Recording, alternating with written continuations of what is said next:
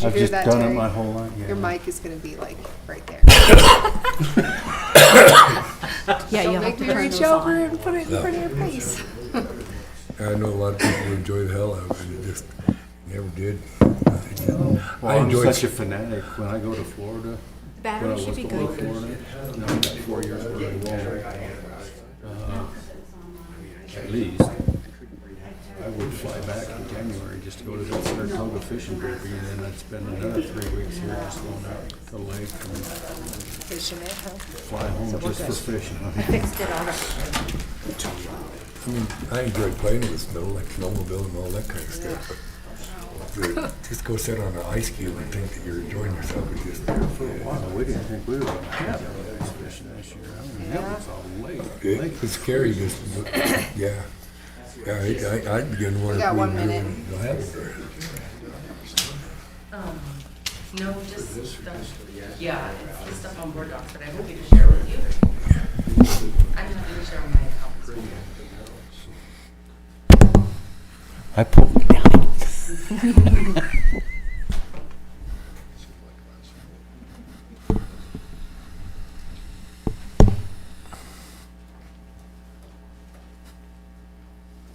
Don't go up to Weston and go ice fishing. You fall through the ice up there.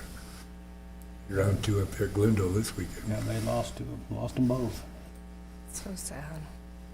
But they retrieved them finally. That was They retrieved them in the side by side. I don't think so. too. And that's unusual to Yeah. retrieve them that fast. Yeah, usually they don't even mess with the side by side. They just try to find the bodies. And these All are- right, it is 6 o'clock, so I'm going to call this work session to order. And our discussion for tonight is proposed changes to the nuisance and abandoned vehicle ordinances, and I'll pass it over to you, City Attorney Mayberry. Thank you, Madam Mayor, Honorable Council. So tonight's work session is primarily nuisances. As I understand it, for some time, there's been quite a bit of consternation about the nuisance ordinances, both in their language and their enforceability. Primarily, a lot of the way it was occurring before, nuisance violations were cited outside of the normal criminal procedures, and they had kind of followed a different path. And the way they have, the current nuisance ordinances also have become, they create challenges with enforcement. There are significant administrative burdens within the current framework, and they are interpreted differently by different people. So there's some of the main things. So the prior council administration tasked me with revising the nuisance ordinance, the nuisance chapter. And as I understand it, this has actually been something that has been wanting to go on. It's not just the immediate prior council, but it's been a long-standing type of concern. So I have taken the task to heart and have included numerous stakeholders in meetings, in discussions, the code officers who conduct enforcement, which includes code enforcement officers, police officers. I've worked with the court administration, the clerk, the judge, and as well as with community development with Lou, as we've gone through and looked at how we can improve what we had. So in front of you, you've got, I provided copies of the current ordinances. So those are the current ordinances. And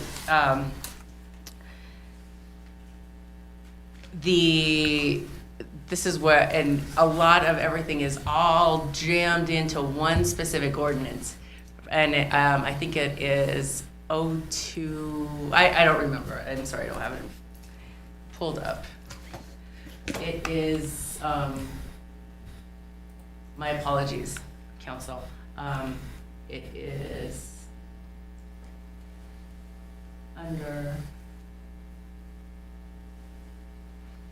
where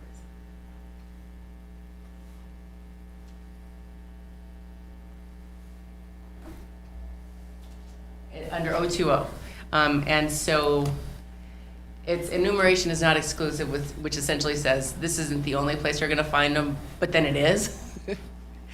So they're all kind of bunched in here in kind of a haphazard way. They've been added to throughout the years. And this has made it a bit challenged to understand what piece goes with what. And then the enforcement provisions have been a challenge.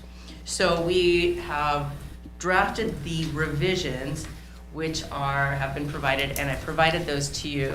They're not in a red line, but they are, because they've completely been revamped, but I've included a lot of notes and comments on the sides. And so these have undergone significant modifications, including renumbering, and these clarify the nuisance code and streamline the enforcement and hearing process.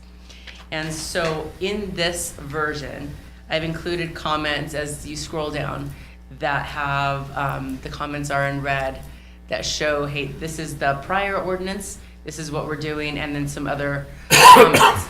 So the objective of these, importantly, these align a lot with the beautification objectives that council has expressed an interest in proceeding with. And the ordinances, these new proposed version provides a more user-friendly method of working with residents.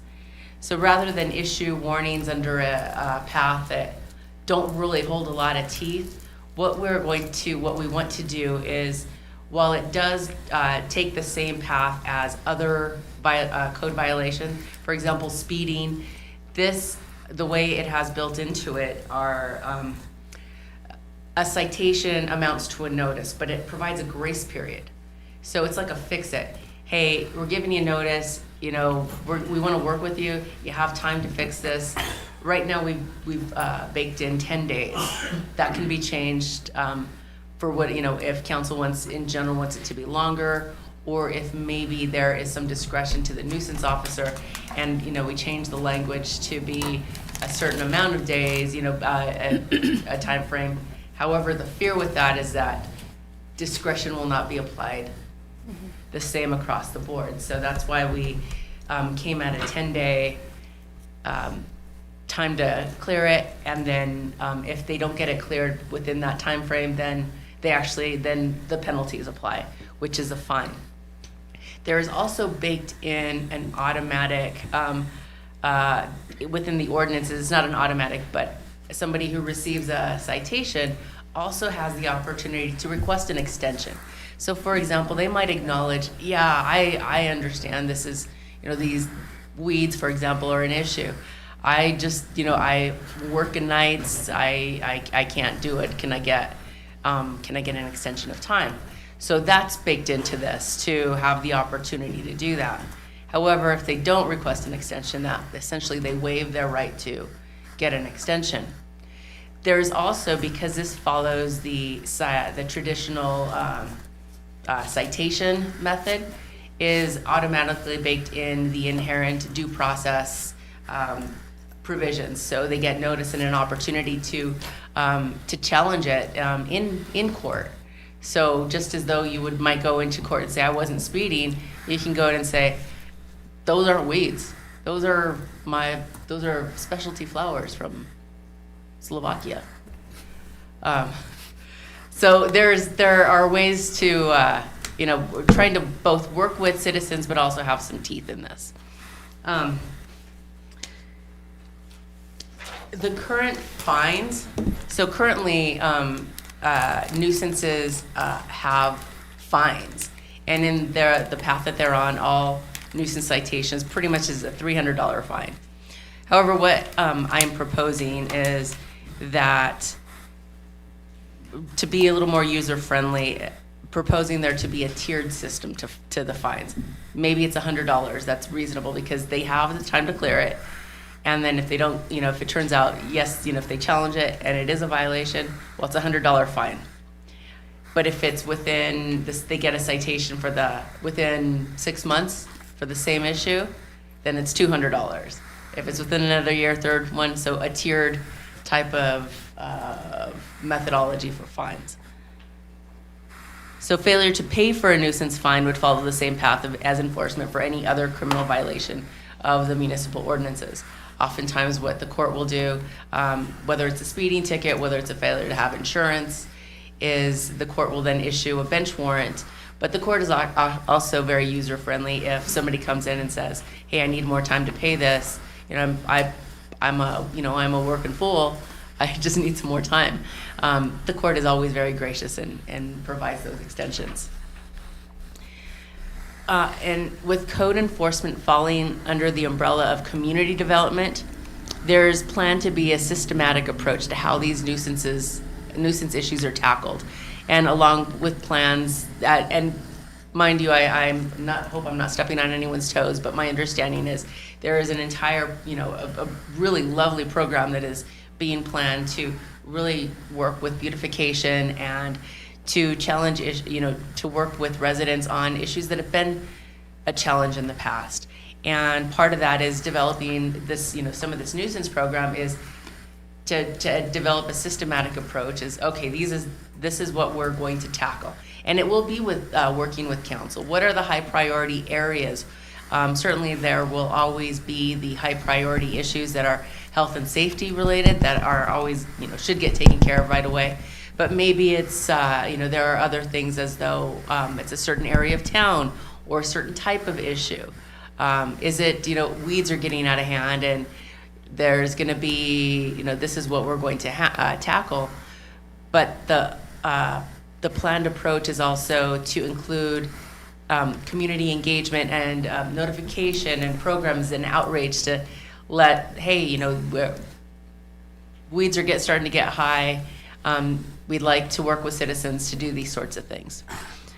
So there's a lot of opportunity here for community engagement and outreach and working with our citizens rather than making this such a punitive process and difficult to navigate as the current process is. So with that, I am happy to go into the actual draft. The existing ordinances, it encompasses about 8 pages, but as I pointed out, the big meat of it, everything is in the 816.020. And it has the current process follows an administrative process where there is a right to appeal and then another right to appeal and then maybe even a third right to appeal, and it never truly goes in front of the criminal process.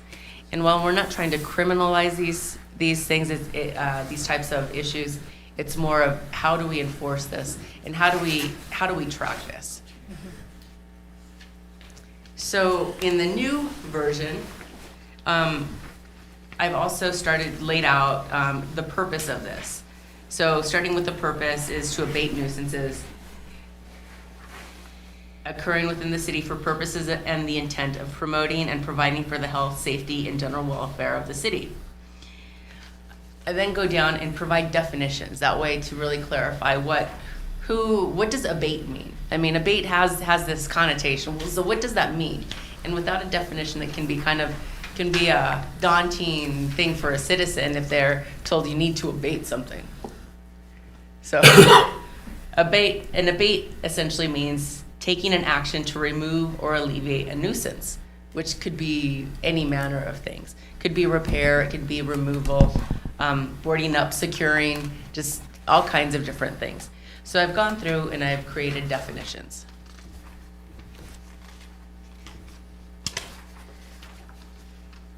And then, so going down to 030, so these are all Title 8, Chapter 16, the way these nuisances are. So also as a refresher to council who, if you're not familiar with how the nuisances are, when you see these numbers, Title 8 is health and safety. Chapter 16, so Title 8, Chapter 16, which is nuisances, and then section, 010 through whatever they are the sections within that chapter. Does that make, anybody have questions on how these are set up? Pretty intuitive once you start flipping through. So they pretty much go through care and maintenance of property. And there was already an existing ordinance most of these are existing, they've just been separated out from where they were, or clarified, or the language just made simplified it. So care and maintenance. Owners, occupants, or persons in control of private properties are responsible for the care and maintenance of their properties, including easements, alleys, public utility easements, public thoroughfares, strips, and rights-of-way adjacent to such property. So this is already existing in our ordinances. It's not just the owner of the property who's responsible for making sure these issues don't arise, but also the occupant or the person in control. So for example, if you own a property but you have tenants, you've got a tenants in there, but say you also have a property manager, all three of those individuals could potentially be held responsible for violation of the nuisance ordinances. The prior ordinances didn't necessarily say owner or occupant or possessor, and it was not consistent throughout. So one of the things that we've done is gone through and made it consistent: owner, occupier, or person in control, because you're not quite sure who you're dealing with. Mm-hmm. But it's somebody's mess.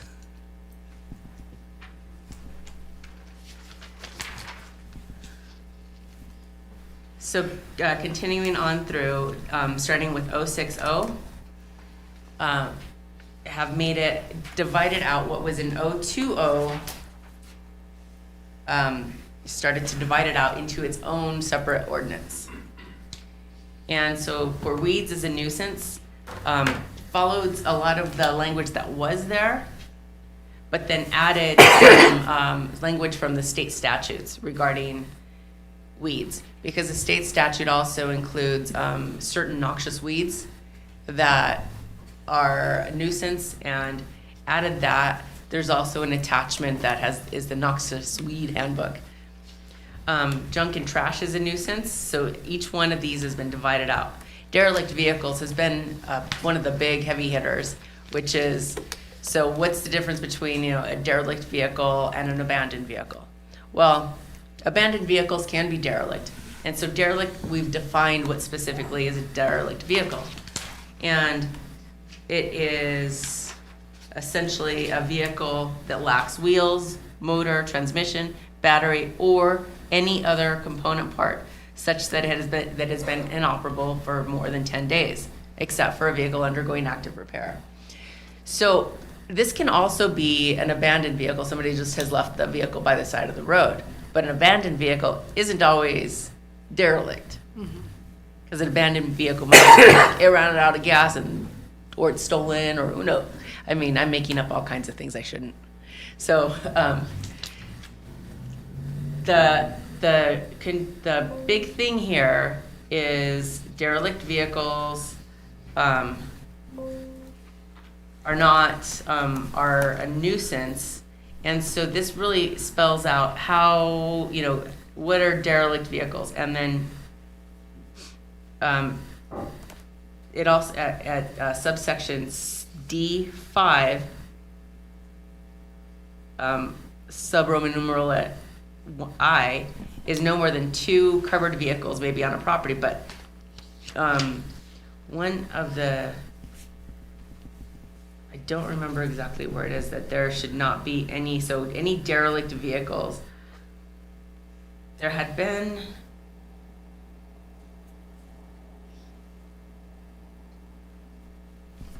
because otherwise, if you have too many derelict vehicles, you start becoming a junkyard, and so then it falls under the junkyard ordinances.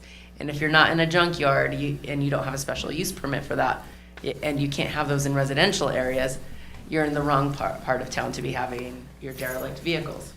So derelict vehicles is an area that may need some finessing based on council's input on, because sometimes people are working on a car, but it might take them longer than they hoped it would take them. And so what is fair? I don't know. I'm not a mechanic, and I don't work on cars, so I don't know, which is where I graciously request your feedback and input. In the prior ordinance, abandoned vehicles was included within this section under the current 020, That has been moved to the vehicle, the vehicle titles.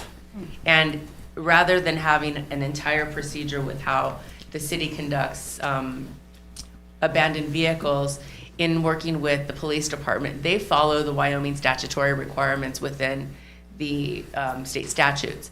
And so the proposal is to move abandoned vehicles out of nuisances and adopt it into the motor vehicle title and adopt the state statutory guidance. Snow, ice, and slush, 090.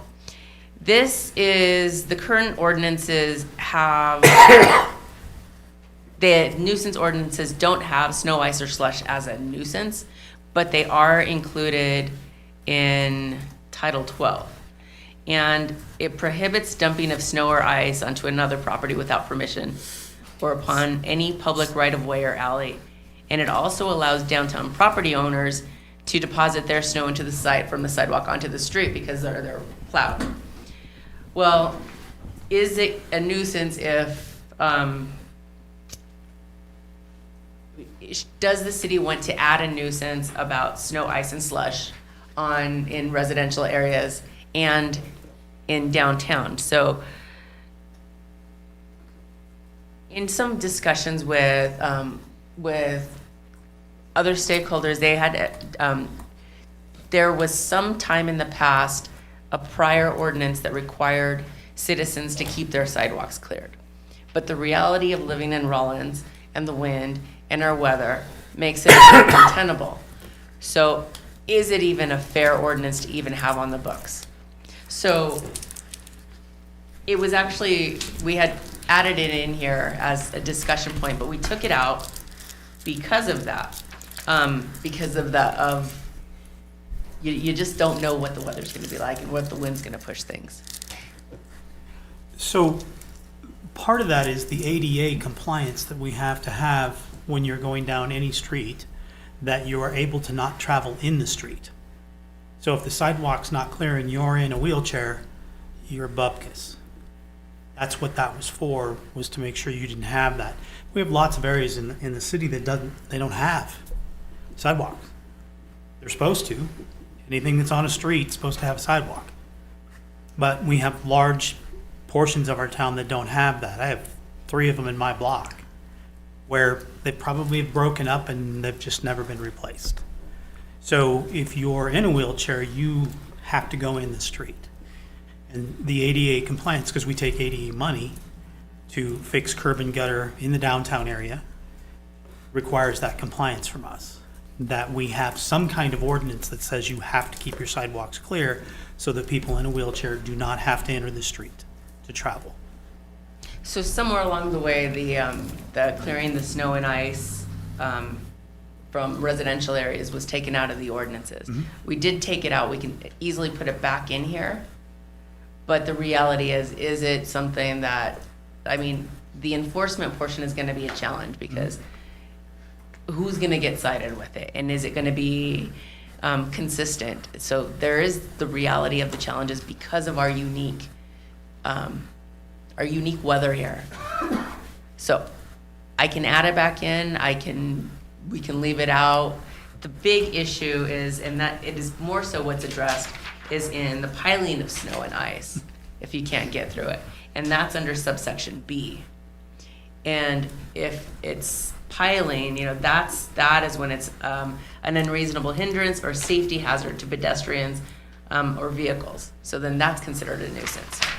Under subsection A is snow, ice, or slush in the high-density retail downtown. And so this is where, is it a nuisance downtown? Because you have different considerations. Are there different considerations? And this wasn't included in the ordinances, but because of the nature of downtown, and you have invitees, and I mean, certainly a business establishment has certain separate responsibilities and obligations, but in making our downtown walkable and inviting, not using the invitee term, but as someplace people want to go, is this something that council would like to have included in these ordinances. It's the same problem. We actually have someone that's in a wheelchair across the street, can't get down his street. He can never get down his street. He doesn't own the building. The owner that does own the building doesn't ever clean the sidewalk. So he has to go in the street to get into his store. And so that is something that we've added, particularly for downtown, as to whether is this something that we want to keep, and it should be enforced because of the nature of downtown. Would it be more feasible to state it like in the right of way, not just, so on your own property it don't matter, but in the right of way it would have to be kept clean for people in wheelchairs and all that kind of stuff. Would that be something more feasible language to say that then? Well, the right-of-way is anything in front of this building or any building Yeah, in the downtown. I That's know. all right-of-way. But All right. where is the right-of-way in front of your house? It's out in front of your house, it's from your property line out is the right of way, So that's the street, side of the street. right? So The there's no sidewalk. sidewalk. That's where it comes from. We got that problem, like you said, Yeah. someplace not, but there's a lot of places do have it that they don't ever clean up. Right. It's just a question of how we accept ADA money, if we do accept ADA money, to be compliant with their rules. Right, and that I don't know exactly. I will have to research, where is this ADA money applied? How is it applied, and how do we comply with any of the requirements? That's Yeah. all the dips that are in Right. all of the sidewalks when you get to an intersection. That's all Right. ADA money. That's where that came from. Right, and then I'll need to review the, whatever their requirements are to see who is responsible for those type, clearing that. Because if you only clear the dip, but not the sidewalk that goes to the dip, have you really done anybody a that's the favor? problem he has, is he can get up there, he just can't go down the sidewalk. Mm-hmm, Because it's, 2 feet of snow to his front door. right. So, So this is something we should, investigate and look into. yeah, because we are a little more. taking Fed ADA money. So we should probably make sure that we're compliant, at least in the downtown area, we're compliant with Yeah. that. I think it should be residential area too. I mean, you're talking about school kids going to school every morning and, I mean, up in our area, I see people walking now that I've never seen before. I mean, a lot more people are walking now. And the school kids are the ones I feel sorry for. You watch them walk past the house and they're stomping through 20 inches of snow that's drifted. And I think we ought to consider residential as well as downtown. Okay.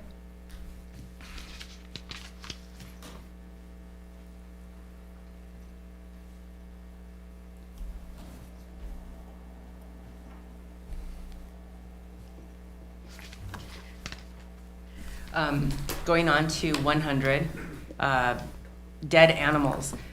So it currently states all game and animal hides, heads, carcasses, and feet must not be kept on any premises and must be disposed at the landfill within 12 hours after being dressed. So I have a comment here, is a few comments here so we also have some of this in the animal code regarding when an animal passes away, that they need to be,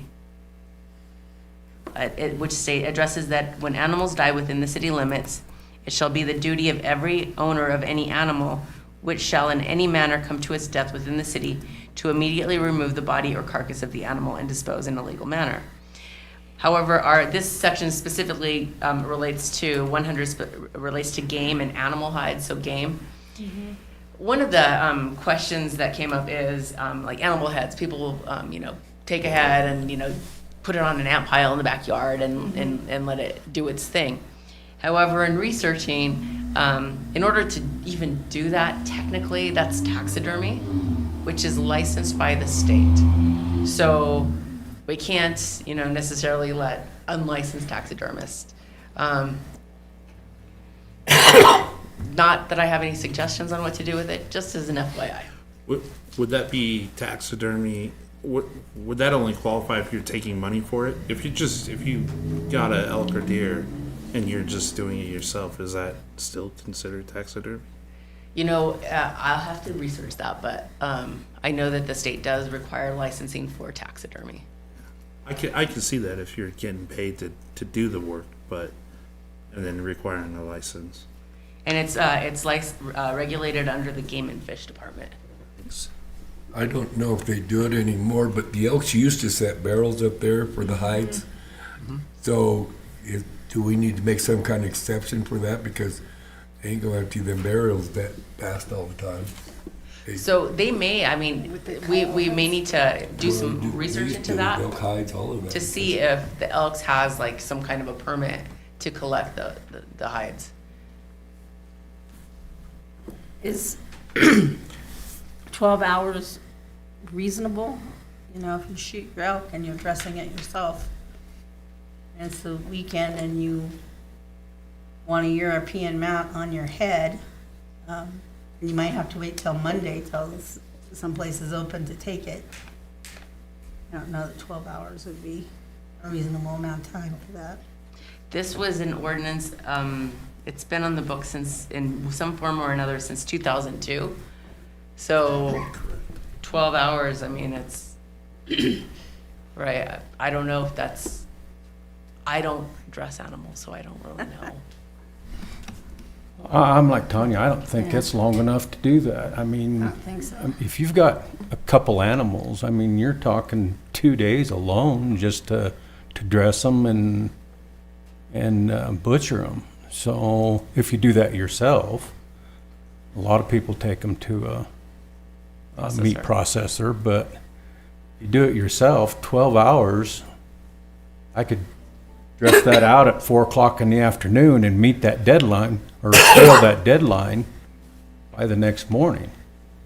So I don't know where that's a, I would look more in the lines of something like 24 at least. At least. And you know, I'm speculating only as to why there's, you know, the time frame, and I expect it's, you know, certain warmer times it's going to attract insects. It's smelly. You know, any blood draining is going to also attract some nuisances as well, whether it's insects or other critters. So this is, you know, it's a very simple ordinance. Maybe the only modification is the time frame. Well, if you go on Saturday, which most hunters do, they go hunt their game on Saturday. By the time they get back to town and get all of that and everything else, the dumps is usually closed. So they got at least on Monday before they can go to the dumps. So that's, you know, cutting it time-wise. I think the word dressed is kind of misleading a little bit itself. Yeah. When I talk about dressing out an animal, I'm field dressing it on site where I got the animal. So, like you were saying before it started, I have my opinion on that, and everybody else is going to have the same opinion on that, just that little one word. On that word, yeah. And so what should we define dressed? Is that something that we should explore defining? Can you call it like caping? Processing? Processing, that would be a good word. Processing would be better. Processing would be Yeah, better. processing. And processing, what does processing mean? That would be chopping the animal up and So processing away. is, it is, Skinning and preparing the meat for refrigeration or butchering. whatever. Yeah, you know, processing. Yeah. I don't know. And would Webster 48 knows better hours than I. work, Right. the That's- time frame? 48 hours rather than the 12? Or at least 3 days, get you from Friday to Monday. The meat's not gonna rot within well, 48 it's hours. after being processed, so you've already brought it in, you've already done a lot of work. So assuming you have gone on Friday, you've gotten it processed, because that buys you some time to get it processed. But then we should also have a qualification, because you can't just bring a dead animal and you're like, I'll get to it next week. So, but in no case, can it be more than, So a responsible hunter isn't gonna wait a week. They want the meat, they're gonna do it in a reasonable amount of time. and although it would be Oh. lovely to hope that all hunters are responsible, I don't know if that's always the case. I think the thing that we're missing is it says dressed, which means I can hang it fully dressed in my garage for a week. The ordinance here says after being dressed. Uh-huh. So any of the, I don't know what word you use, tailings or whatever is done after you're dressing it and all that has to be disposed of. So I have to defer to council for clarification on the processes, That's a hard one. because I have on, never girl. done it myself. I'm going to assume that Fish and Game has terminology, defining terminology of what each of these things would mean. Because they're gonna, I've seen those, I've Yeah. seen those out there, laying in the bins and what have you, and they're gonna take these hides somewhere. I've seen them sit there for a while. But they probably have a definition of what that means. Fish and Game probably does. What is a field dress? What is a full dress? When are you breaking down meat to put it in the freezer? What are you doing and how do you do that? And I'm sure they have definitions for that we know what they mean, but that's this room right now because we're having this conversation. But the guy who's gonna go out and hunt, he's not in this room right now. And he's not gonna know what we mean by those definitions. They probably have that. I would think that they would have that. Well, let me finesse this and come back with some recommended modifications to the language, utilizing the game and fish, and maybe even incorporating definitions, statutory definitions. They probably also have a better timeline. Yeah. Like when is that meat gonna be a problem? Go ahead. Sorry. Oh, I was just gonna say, they might even have rules around how long Yeah. an animal can be, Hung around? hung around. I don't know, a lot of people like to age them, so. Yeah. Yeah. I was gonna say they recommend like 2 to 5 days, and then some go a full week or more. A lot of times it just depends on the weather. Yeah, how hot it If it's is. hot, you get them processed, but if you don't, we've had them for 2 or 3 weeks. You bring an They're elk in in basically hot, frozen. hot water, you want to get them done Yeah. as fast as you possibly Yeah. can, so. And we do live in a very outdoors, a very outdoors oriented city, and Absolutely. there are a lot of sportsmen here. So this is something that, Biggest problem with this is what I think is what they're trying to get is there is some of them that after they chop their meat up, they throw the things in skeleton a and pile all in of the that stuff backyard. out there in the backyard and just forget about it. Maybe next month we'll haul the trash and haul it. That's, I think, more what they're trying Right, to keep from having to exactly. happen and stuff, so. Let me finesse this one. Interference with peace and comfort. This is a prior ordinance. And noise nuisances are covered in more detail under Chapter 12, which is titled Noise Control. But also barking dogs and other noises are also covered under the Animal Code in Title 6. But this is sounds, animals, or things that interfere with the peace or comfort or disturb the quiet of any person in the city shall constitute a public nuisance. So this has often been construed as what is the reasonable person, right? So if you are highly sensitive to, right, a certain sound, it's not fair to not let, your neighbors who are otherwise engaging in reasonable behaviors to be cited or for you to make a complaint about it. This has been on the books in some form or another since 1988. So also a code enforcement officer also has a lot of discretion to say, you know what, you have ultra sensitivities to this. That's just somebody chopping wood or whatever, during the reasonable hours. But this also goes into, is it a nuisance to be playing, some kind of a sound late at night? There's a lot of variability in how this might be applied. So, so we don't define the time. There is Because, not. you know, there's a lot of people who work nights, so they sleep during the day. So yeah, any sound's gonna irritate them.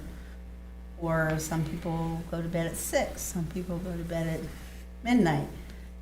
So we're leaving that up to the code enforcer as far as the definition of what's reasonable.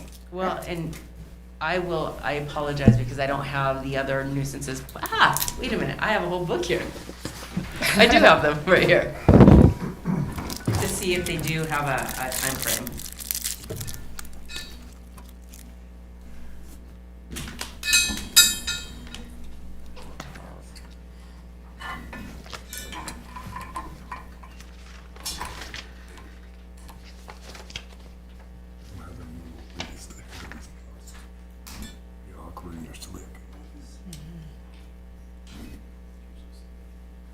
It doesn't have a Time. timing, right?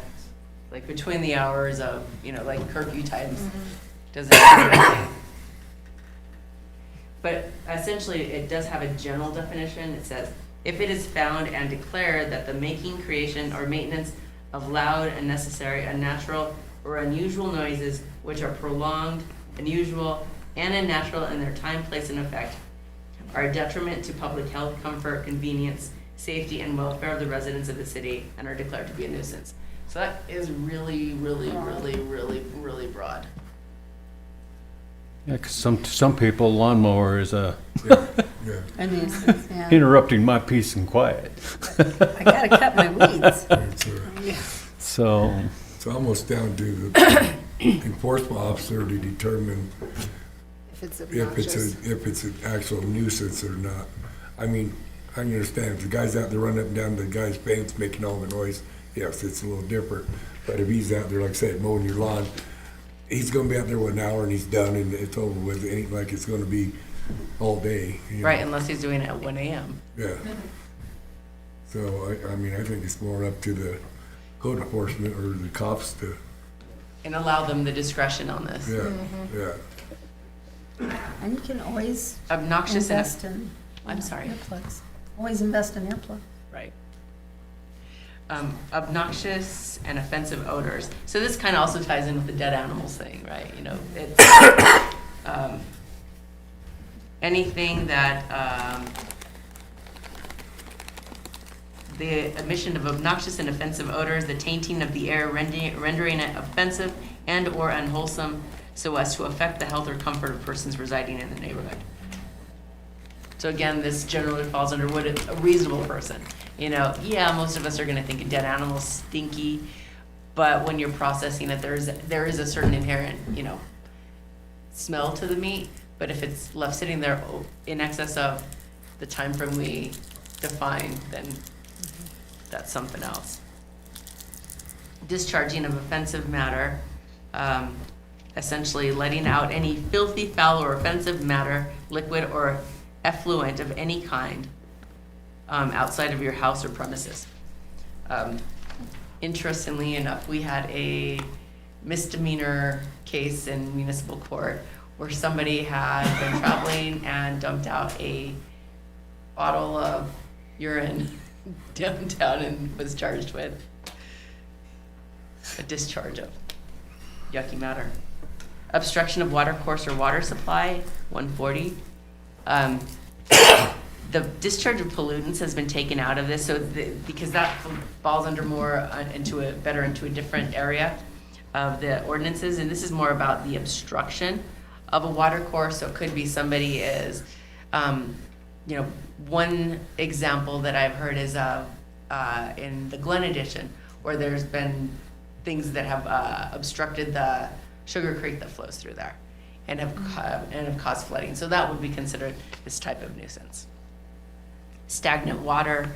I've not necessarily seen this occur in my short time here, but I can understand why it would be there. But stagnant water, we're a very dry area. How long stagnant water would really stay would be interesting to understand. But stagnant water, emission of dense smoke. It used to have this, we took out this, it used to have required an assessment of a Ringelmann smoke chart, which nobody had any idea what that meant. So we took that out. And essentially, if it's, if you're discharging dense smoke, you're burning trash, you're burning weeds, that you shouldn't be doing anyway, but then it's creating issues that are bothering, people's breathing and things like that can also be safe and health. Stagnant water thing, tires, Ah, piled that's up right, tires. mosquitoes. yeah, and they'll fill up on the bottom and there's no sunlight hitting them, there's no wind hitting them, they're in a dark space that entire time, and so are the mosquitoes. Yeah. So whenever they're stored, because it says in our, storage of trash and stuff like that, it does say that you have to have an appropriate container to place all trash in. Tires, or it doesn't really matter what it is. But you can drive around town and you can see piles of them. And every winter they fill up with snow, and every summer they breed mosquitoes. Right. Thank you for an excellent example. So they're bad. Then we get down to 170 is now we have the enumeration not exclusive, which means nuisances are not only contained in this chapter, but some other chapters may also contain nuisances, which some in the noise ordinances, in the animal ordinances, and several others. So then we go down into the enforcement proceedings. So 180 is authorizing the abatement. And so remember, abatement isn't necessarily a bad word. It just means kind of fix it. Fix the problem. Yeah, fix the problem. So I do have a question, enumeration not exclusive. In this, when you say there's other places, should they not be included in here where there's other places, so we can go from reading this to whatever the other place is to find out what other nuisances maybe you're talking about? Well, You know how you do that with state statute? You always say it's tied to state statute, WS, whatever. And you say, this is our RMC, this is what we have, and then it's tied to this. Should that not be the same thing here, so we know where to go to find the other? Well, the Or way, the what I general have public? done actually, so there may be other places where they could be considered a nuisance, but what I've tried to do is everywhere else that I knew there were nuisances, I added them to this chapter so that it was kind of easy to find and consolidated. Did you remove them from where they came from? They haven't been removed yet, but they will be in my big codification. So they're getting pulled out of one and Yes. put over here, is the key. But the other thing too is on some of the, like the dogs barking, because what it does is it allows some discretion to the officers. So code enforcement versus, although a code enforcement officer could be a police officer, it may be just somebody who is just tasked with code enforcement and some of these nuisances. But a police officer who is responding to a call about a barking dog in the middle of the night, this gives them discretion. Which do they want to apply? Do they want to apply the nuisances, or do they want to apply, immediately apply a citation with that? So it gives some discretion. We don't know, it's hard to describe what are the potential scenarios, and so this just gives them Flexibility. exactly. 190 is right of entry search warrant, and so this is for things that are not immediately visible, or if there's derelict vehicles or certain things on a property that somebody needs to go in to ascertain what the issue is. Maybe there's something, there's a fence, but there's something really, really smelly over there. And so code enforcement can't just Enter. go enter, and so there's a process as first, ask if there will consent. Then if not consent, if it's refused, then the code enforcement officer can make an application for a search warrant to go make sure, because maybe, who knows, what it could be, right? Worst case scenario, it's something we don't want to find.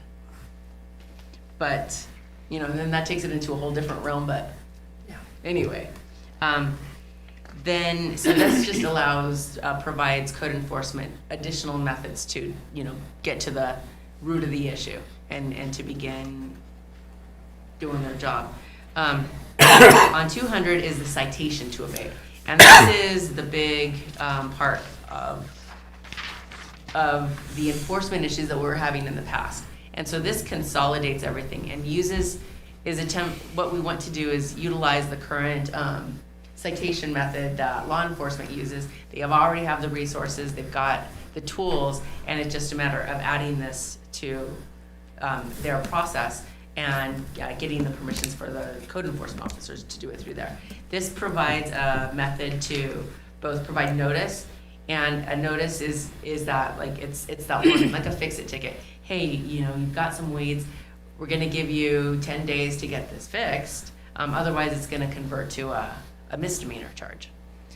So that gives people the opportunity to get it fixed. This complies with all due process requirements within this methodology.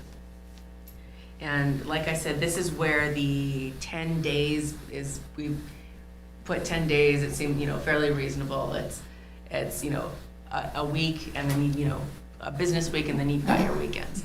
So it tries to take that into consideration.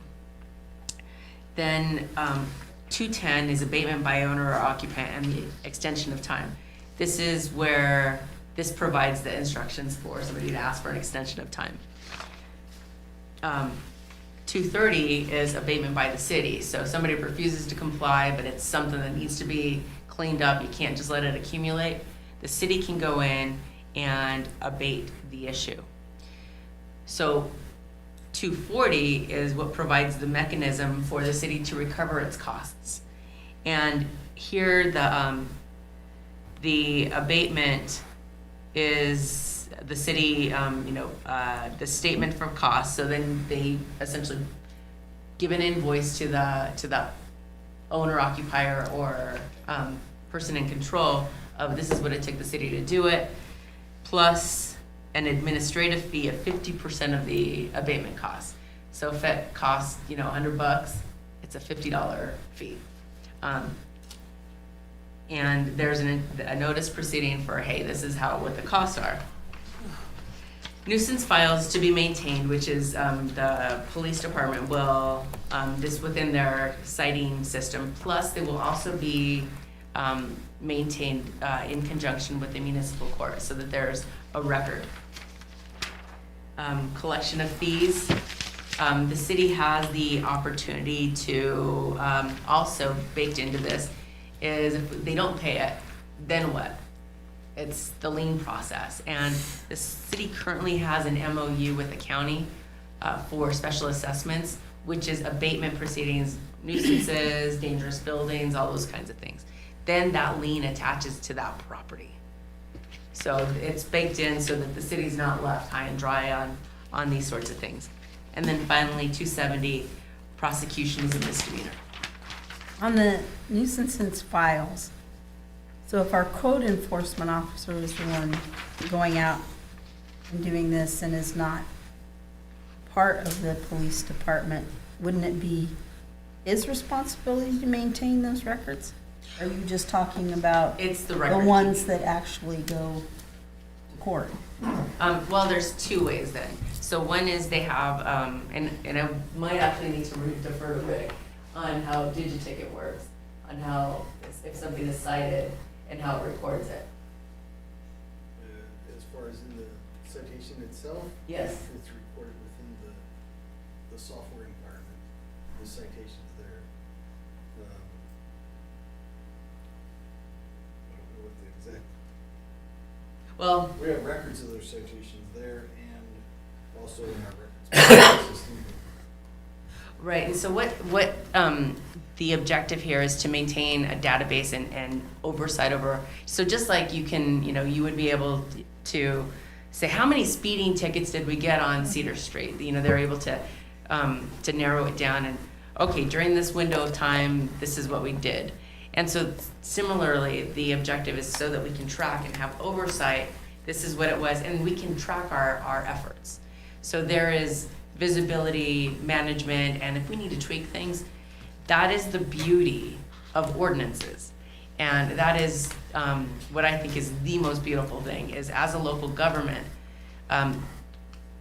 if something isn't working, we can fix it. And we have, unlike the legislature, that things don't go into effect until July, we can do it 3 readings later. So those are my main points in regard to the nuisances, and then the abandoned vehicles will just get put into the motor vehicle section. Does anybody have questions? I do. So in the collection of cost abatement, filing of lien, we've had instances where the county won't file a lien, regardless of the MOU that we have. We're writing into ordinance, but we're using just a memorandum of understanding between the county and here, which could completely negate that. If they decide that you know what, we're not gonna go through the paperwork to place a lien for you. Is there any way for us to, what law are they following so that we can follow the same law, so that they're not just changing stuff and saying, I don't want to do that anymore? Well, I'm glad you bring this up, because I have been working with the county on that MOU, that special assessment process. We have a meeting scheduled in March to discuss the specifics and what specifically do we need to do. Because although this has been here in the ordinances, I'm not sure that it has been, it hasn't been taken advantage of the way it could be. And I'm not quite sure what the previous limitations were. The current MOU that the city has with the county on this just went into effect last year. We didn't have the opportunity to apply it last year. So this is a great chance to, okay, what specifically do we need to do? And So there would be some state law that's going to back up the fact that we can place a lien on someone's private property as a city. Is there state law that allows the county or the city to do that? that's what we're going to make sure that we have all aligned here. Because I know that has not been a thing in the past. Yeah, that's good news. Yeah, so that's what we're trying to get smoothed out and figure out, how do we actually apply this? And how do we comply with all, legal statutory requirements? Any other questions? Thank you, Panita. I guess we'll call we'll call the workshop, close the workshop, and we'll take a recess until the regular meeting. Thank you.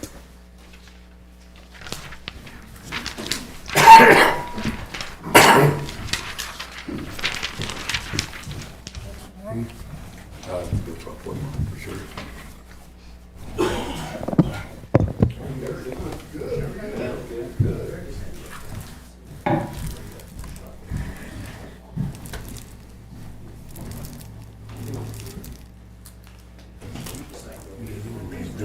Sign your name on it.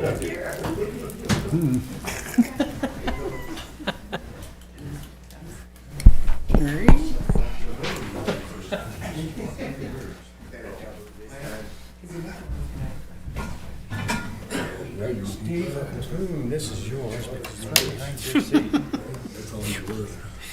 That's it. I'm up to a quarter. I'm doing I was well. gonna say, I can't even buy a cup of coffee with that, so.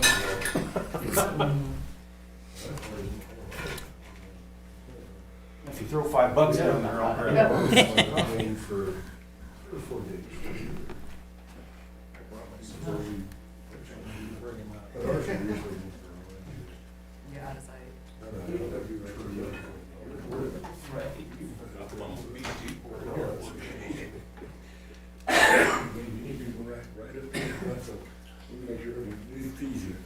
He's trying to say, you're the man.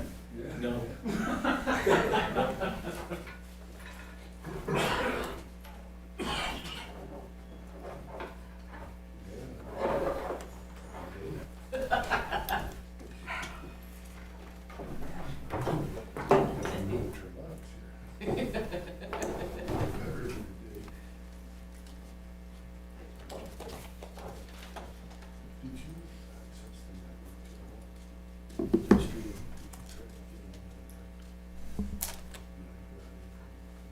No, I mean, I was here all morning. She said that. I never have, I don't have That's what I don't use it, I just. Yeah, because Because nobody's. it, So are you doing, Right when I asked you. yes. you know what's weird, that commercial And, downtown? figured that you were gonna do that, but we didn't know where you were gonna do it. I thought that was fire. There has, well, Or maybe it just is. no, I think you're right. I think, Yes. And When I was reading you it- were allowed to shovel off of your sidewalk into the street because the downtown is the first area within the city that gets snow plowed. Besides the spruce, Right. that's the first one. Then they send just a crew to do the downtown, and then they start doing the emergency, what have you. So you were allowed to push it out because you had nowhere else to put it. There was nowhere else to go. No, So you yeah. had to put it in the There'd be street. piles. Right. Yeah. So that was the goal of pushing it out there. It's just that when your sidewalk in front of your house is, you've got a foot and a half of snow on it. yeah. How does the little kid that lives next door to me get down to the bus stop? Well, he walks down the middle of the damn street. Yeah. That's nuts. And that's unfortunate that he has to do that. But nobody gets up and walks outside and starts cooking. That's the way. It's weird. So my house, when I bought it, yeah, it doesn't have and if I put one in, nobody else has one around it. So it would just That's be what, yeah. So in our ordinance, we do have a rule that if you have blacktop, you must have curb cutter sidewalk. If you're putting in a street, you must have curb cutter sidewalk. It must have been before. That was in whatever, however, great acres is. Yeah. So. There is that, and that was the thing that, what's his name? So His name, had built a house on the end of a road. And then there's no street from his house to, or from the road to where his house is built. As part of if you build a house, you have to have access for a fire truck.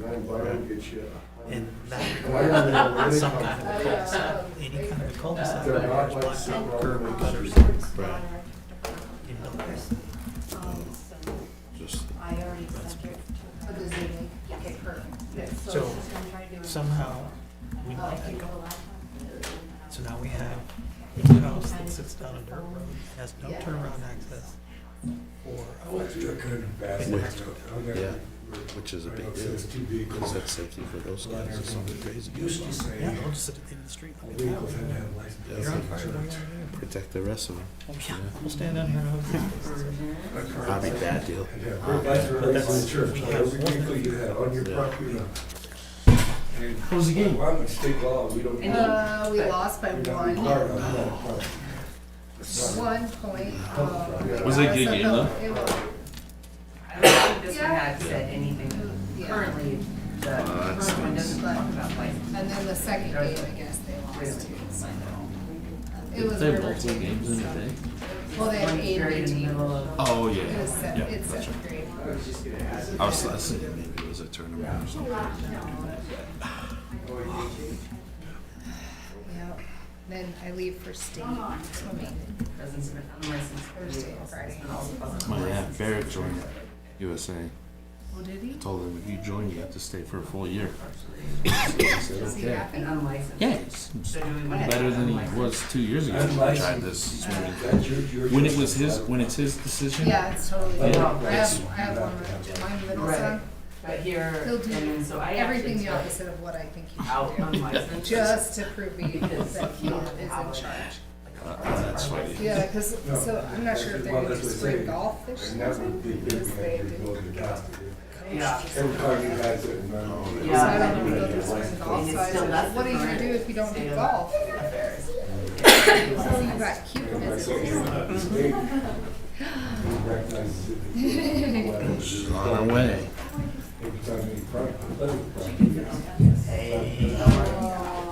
It's not so big. Yeah, so I took it out of Snake. the current one because It is a snake. of that.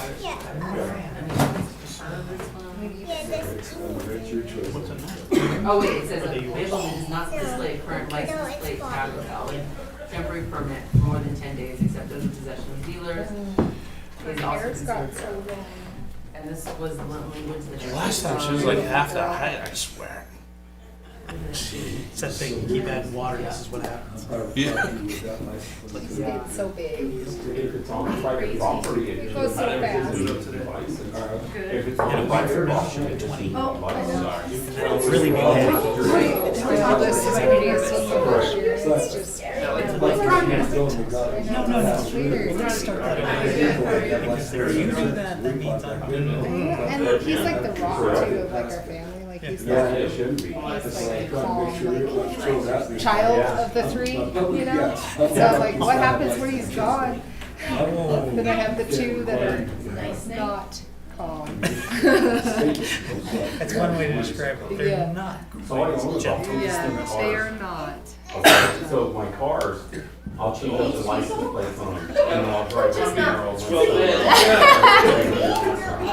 I got a dog truck, I have a motorcycle, so, but they're on my private property, they're not on the street. If I do have them on the street, I have the license.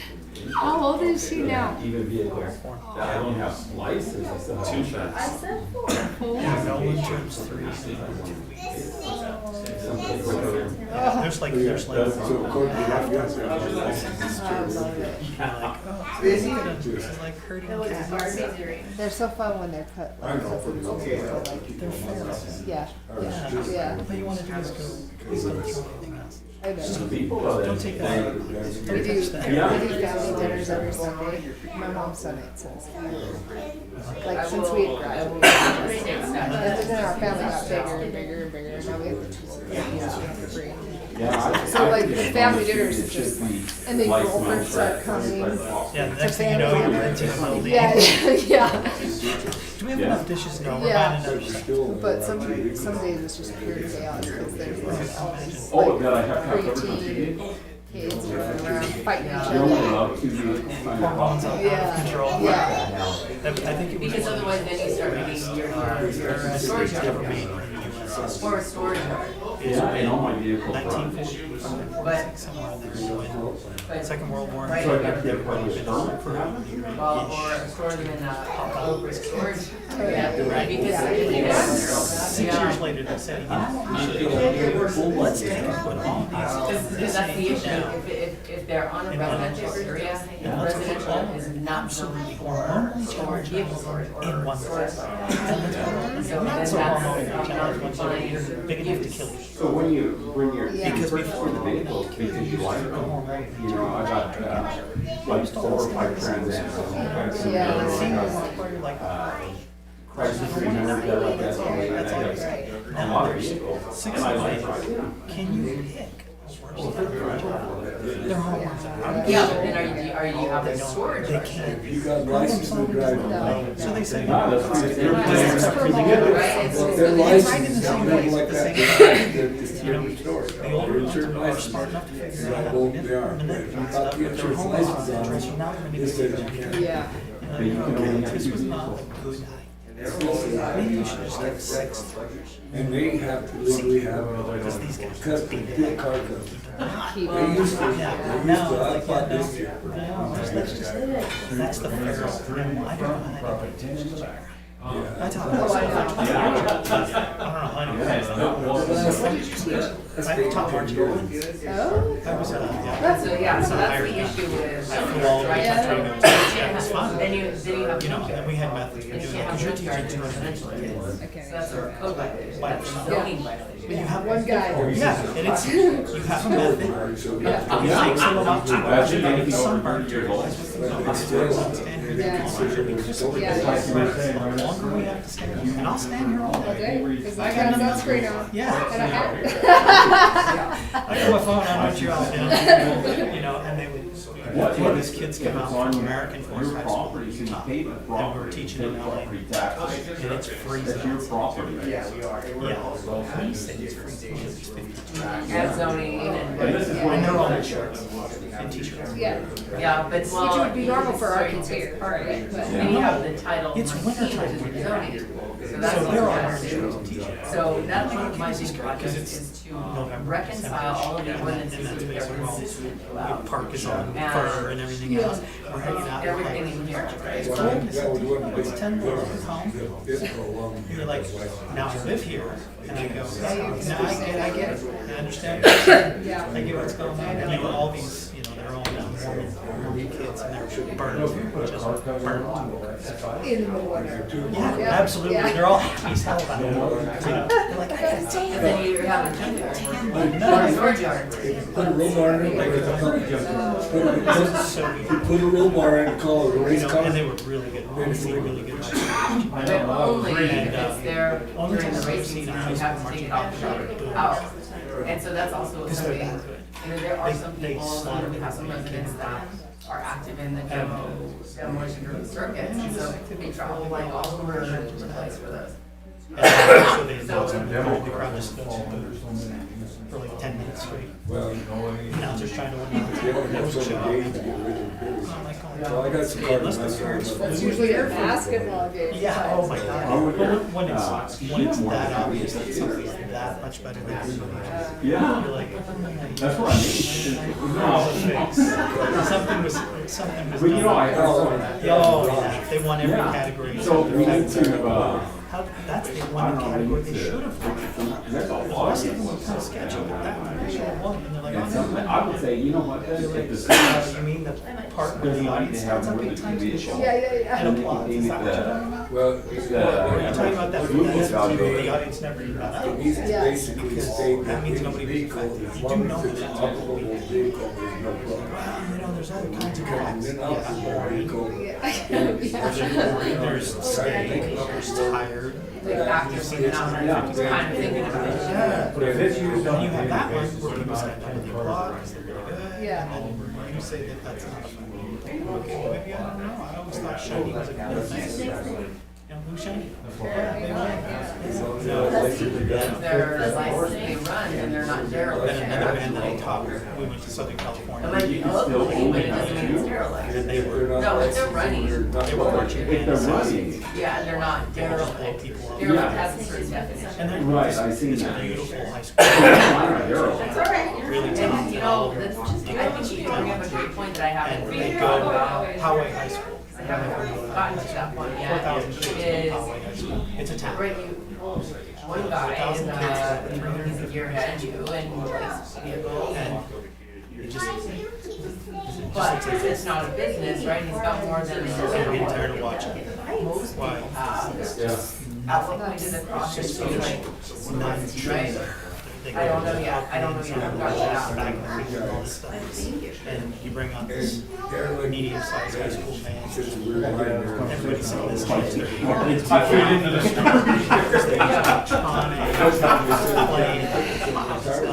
their drum lines and national champion drum line. The prize artist like 5-time world Technically, champion. that's true. That pole, Yeah, I asked somebody they to just go for a crush whole bunch, and this 90,000 band's people. like, Oh, yeah, they are. Is that cement going No, up? no, that's just great. 90,000. So who's an interesting, that's an interesting occupation, because you travel. I did have it all You meet last kids year. from. Yeah. Build it yourself. Yeah. Then you go up to the Midwest and they're all in parks like this with their hands. Can you move your fingers? No, they're stuck. They're stuck. Yeah. They're stuck Yeah. with these. So even with the dirt movie, Put them on. it was 90,000. You know, We really, it was fun. I taught Casper. it's 45, They 50. came up here and taught. That's where I got. 14-foot walls. No, the truth. Me and him jumped. How much was it? And he's got little Oh, that's where you met her? concrete floor too. Oh, yeah. The concrete was expensive, huh? Yeah. Did you show up with the Wyoming girl? His legs- Yeah, that was the option. Yeah. There wasn't another option outside of that one. My goodness. Yeah. It's pole barn. And it's a pole barn? Yeah, he wants to Who did you get get for quotes quotes from. It was, this was not last year, it was the year before. It was, That hospital? And, oh shoot, his dad lived here. The dad's first name was Dave. oh, I forgot to say. I can't remember the last name. How big was the barn? It would have, I can't remember how much, but I wanted to at least fit 6 vehicles in it. Mine will fit 10 vehicles in it. It's a 30 by 40. Okay. We'll see. When we get here in a minute. Do you have any lifts in there? $12,000 for the kit. I I built got the the thing vehicles myself. stacked in there pretty tight. No. I paid less than $30,000 for my whole building, and that's a 5-inch concrete slab. And Damn. they put the poles up for me. Wow, I'll have to get a hold of him. Yeah, exactly. I built my original one, it was 56 by 60. And I built it, me and the kid built it and everything else. And for the main building and everything else, I got less than $8,000 of it. No concrete, but Check Menards and Casper for kids. problem is, you Menards? gotta have someone put it up. I know they've gone up. Yeah. I built mine in He's gotta put 'em 2019, up. but Yeah. still. You know, it's high desert, So here she red desert or high desert High desert construction. construction. They do an excellent job. They've been so far been pretty reasonable. Pioneer Mill and Construction will come for you, which is Jim Pesci. Yeah. He's all metal buildings. And all these guys here that met nights, and they're the ones put that one up down there by the West Main down there. They're fast. They do an Yeah, excellent they don't job. mess around on it. Yeah. I built mine, it took me about a month to do everything, because I didn't Yeah. bust no buns doing it. Well, I'm retired now from the hospital, so I have no extra income coming in. You just clean the shop after school. No. Well, then, the kid, build it yourself. Yeah, exactly. I mean, you'd be surprised, you put the feelers out there and tell people you're building them. You'd Yeah. be surprised how many people show up and help you build that. Yeah. That's what we saw when the kid done his and came to find out. We and him started put it with up. 2 of us and ended up with 12 of us building that building. All of his buddies said he's gonna come out until we start building. And there's like, I have all your buddies. Electricity is the difference. Yeah. Good luck with that. That's where the money goes. Yeah. I had my whole house.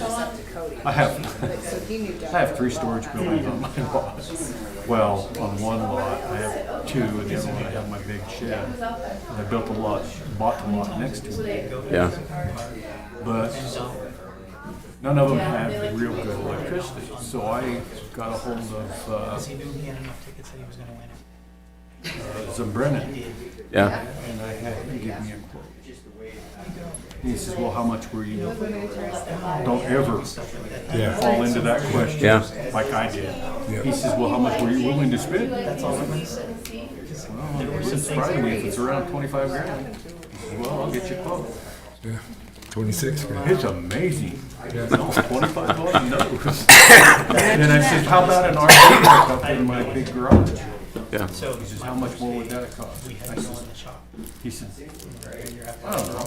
He said, I can do it for you for $600. I said, put it in, because I gotta have the RV plug for my big truck. Well, you gotta have some place to park and plug your electric vehicles in one of these days too. I know. Well, my garage is wired now. Okay. You can see the one. I'm a nighttime electrician. And it's not illegal, you can do your own. So, He did all the main box work and everything. I put all the breakers. just the service box around my kid's house, because it buried cable into it now. And it's got 200 amp going into the big house, 200 amp going into the garage separate through one feed, and everything else was almost $8,000 just for the panel. Wouldn't surprise me mine's that way. Yeah, it's got 1 meter, the sun comes in, and it's got mini breakers right on the side of the ground. Stand on the street corner. But they took all of my power off of the house. I have a tree on the house. It's all on my pole barn. This all goes So well. I'd have another expense if I ever decided to tear that down for some reason, or I had to because of something. But we attached the kid, we attached the kids to his house. His is attached to his house. So we're attached together, then we went, he, the house went in the garage, went right there. She came from Texas. On services. Yeah, where nobody knows nobody. Yeah, and she's a like, nice that was the weirdest experience I had. Well, I'm not a welder, so I didn't need Just 220 the in my interaction, garage. it's just going in the grocery I store. can't, if I need to, I near room. You gotta have But I'm 67 years old, I don't think I'm gonna plan on learning. a hoist and all that stuff. Huh? You have to have a hoist and all that Know where stuff. outside is, so we'll go wherever. I got everything I need in there. That's it, yeah. That's all I know. I can't, mine's not a 12-door garage. So we're Mine's driving real, back in town. just 8 foot high.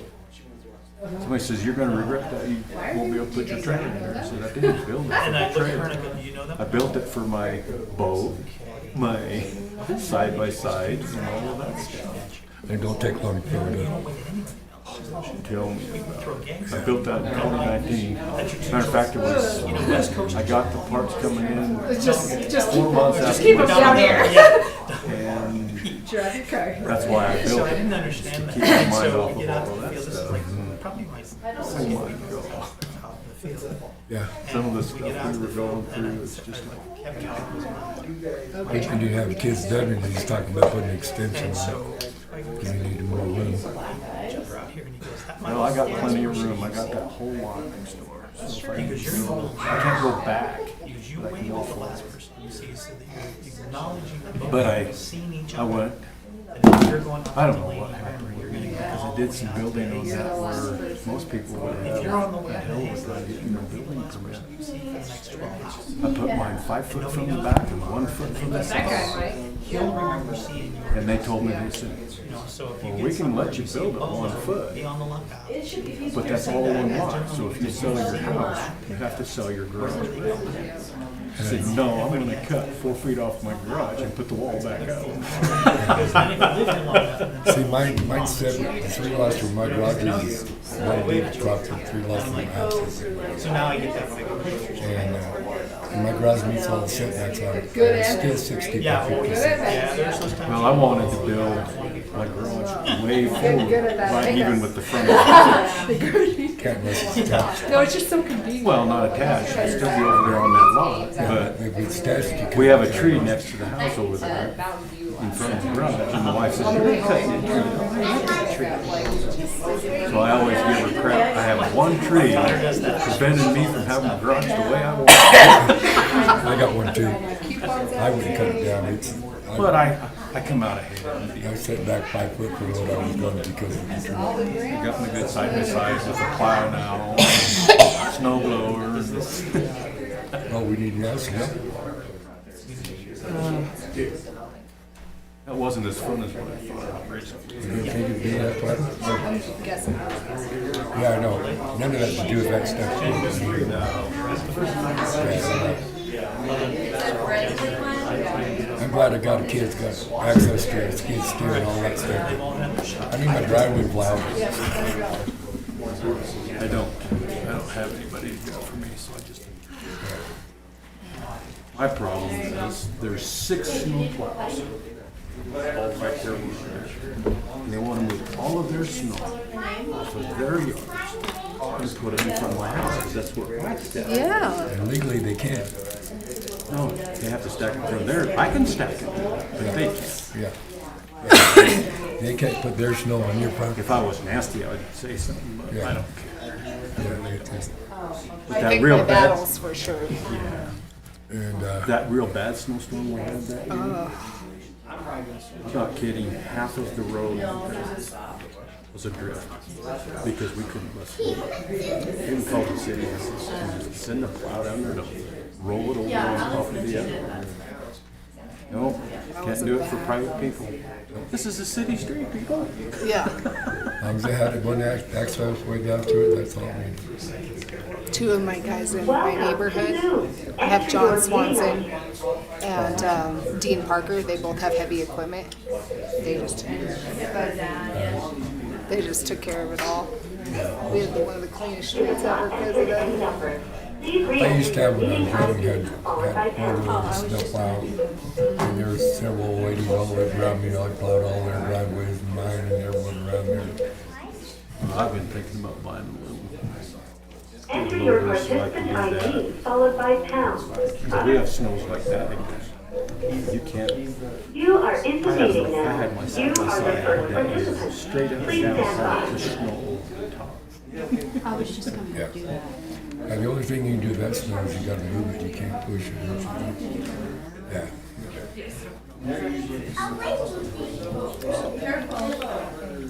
But all mine's pretty well set up, it can snow all at once and I haven't, a whole lot of problems, so. Between snow blower and side by side. Mother Nature keeps mine pretty clean, I don't have any problem. Mine, we get this one area right across our sidewalk. It like comes up to the front door, just where our house lays. Yeah, that's, yeah, mine keep pretty clean. Because his wife's car was put over in the other garage, covered up the winter, she wouldn't drive the winter. So if you really have to pick it. Well, I got a next door neighbor that doesn't go out of town, or he's wind throws anything on my driveway. Because we both went a few years ago and they did our driveway. If they dumped right up against it, she paid $11,000 for hers, I paid $10,200 for mine, and we got the whole thing. Well, now, he comes whipping along there and he's got to go out around the car and back in. That's why I say people don't need their streets plowed. Streets work. I said that for a long time, that half these snow plowers shouldn't even be in a snow plower. I am all in. You guys want to hit record?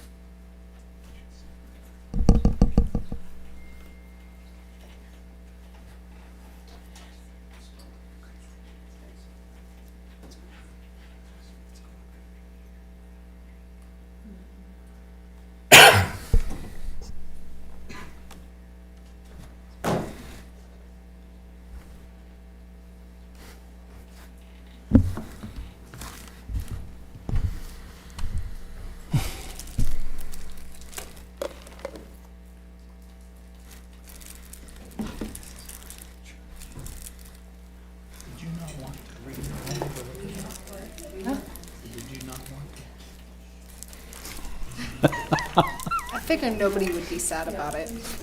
But if you want, you can pull it out, Steve.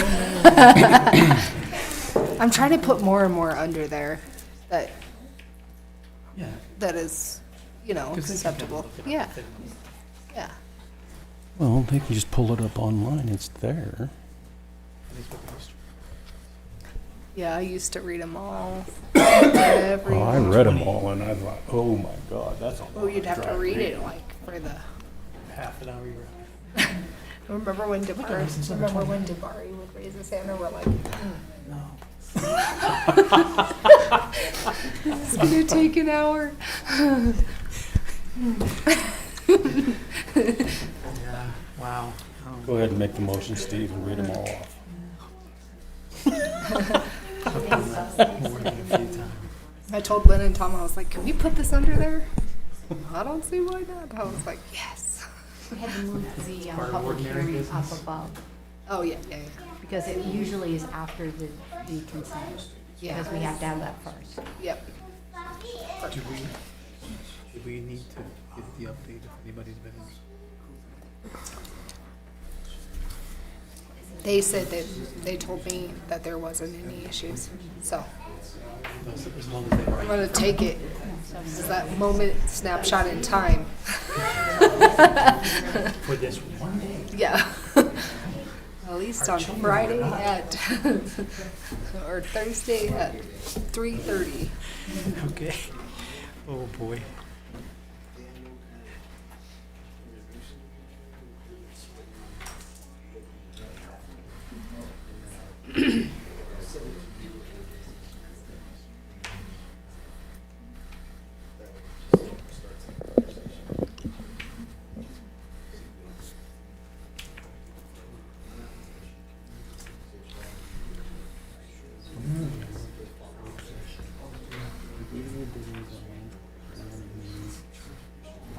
We're not as strict in work sessions as we are. That's what I wanted. Yeah.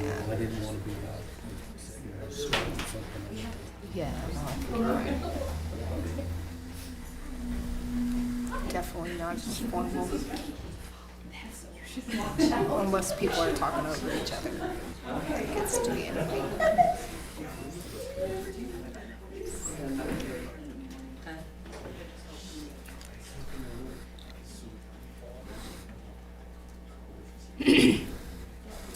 I've had this cough for 2.5 weeks now. It's terrible. You see how many laws come, Yeah. and that make me sick. Seem to fly by. Yeah, it's, they don't go away anymore. Yeah, it just lingers. That was a weird power outage the other night. Yeah.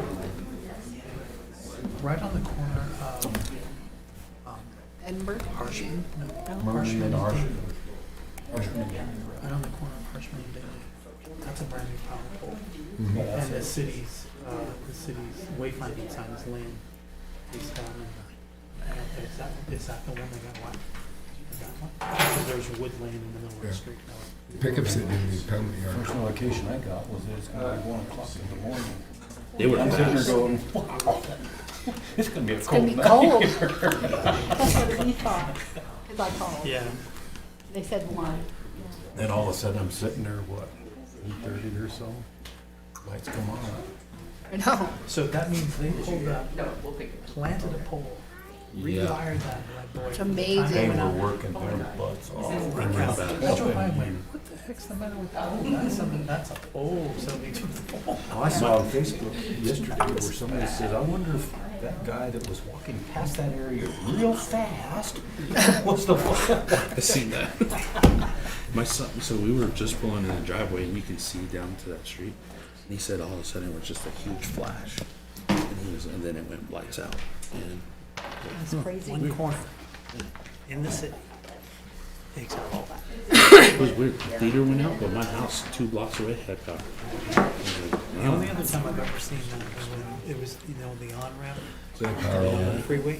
There's that transformer that sits in the corner right there. Oh, The The semi- whole town. You had power? Yeah, the semi didn't make the corner, went down. Oh, I was looking down, I had a generator pulled And it was out out of the for garage a and the deck, you know. The whole entire town. Oh, I'm gonna Good for you. I just go downstairs and light the wood stove and be done. Usually It like was a that. little insane. I went and drove around. I thought that was cool. All right, it is 7:30, and I'm going to call this meeting to order. Before we get started, I wanted to have a moment of silence for the 2 young men that passed away in the Green River Tunnel. So it was on Valentine's Day. So we'll just take a minute and remember them for.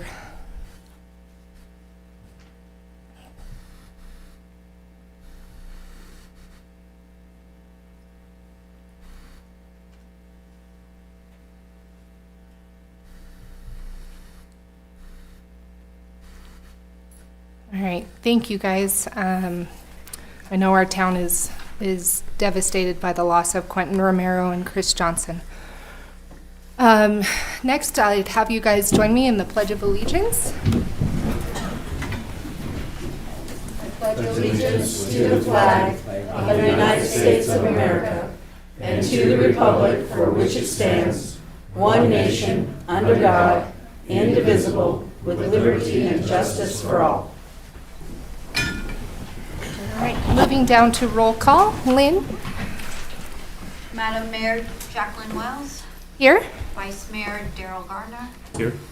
Councilmember Derek Elliott, Here? Councilmember Tanya Lumen, Here. Councilmember Terry Pattison, Here. Councilmember Steve Sanger, Here. Councilmember Bruce Seelock. Here. Thank you. All right, moving down to the approval of the agenda. Councilmember Sanger, I move to approve the February 18th, 2025 City Council agenda as presented. Second. all right, the motion to approve the February 18, 2025 City Council agenda as presented has been moved and seconded. Any discussion? All right, Lynn, will you open online voting, please? Online voting is open.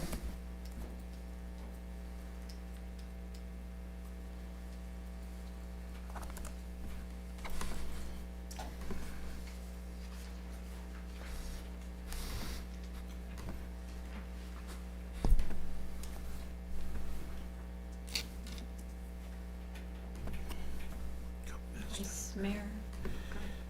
We're almost there. There we go. Thank you. Online voting has closed. The motion passes with 7 yeas. Okay, moving down to a public hearing of the approval of the City of Rawlins 2025 to 2026 renewal of liquor licenses. Is there anybody that would like to speak on this matter? All right.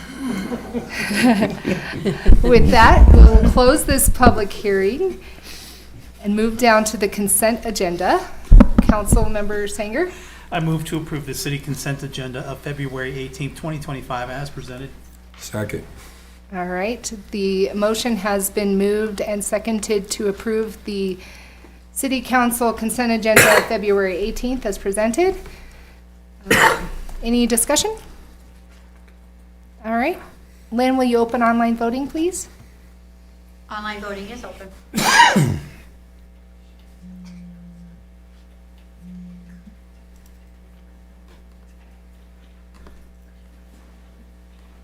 Online voting has closed. The motion passes with 7 yeas. All right, moving down to citizens' participation. This is a public comment period from resolution number 2C 1996 and sets a time for public comment of 5 minutes under the agenda from the citizens' participation with provision that the 5-minute time limit may be increased at the request of a member of the public or any council members, subject to the council vote. Do I have anybody that wants to speak on anything that is not on the agenda?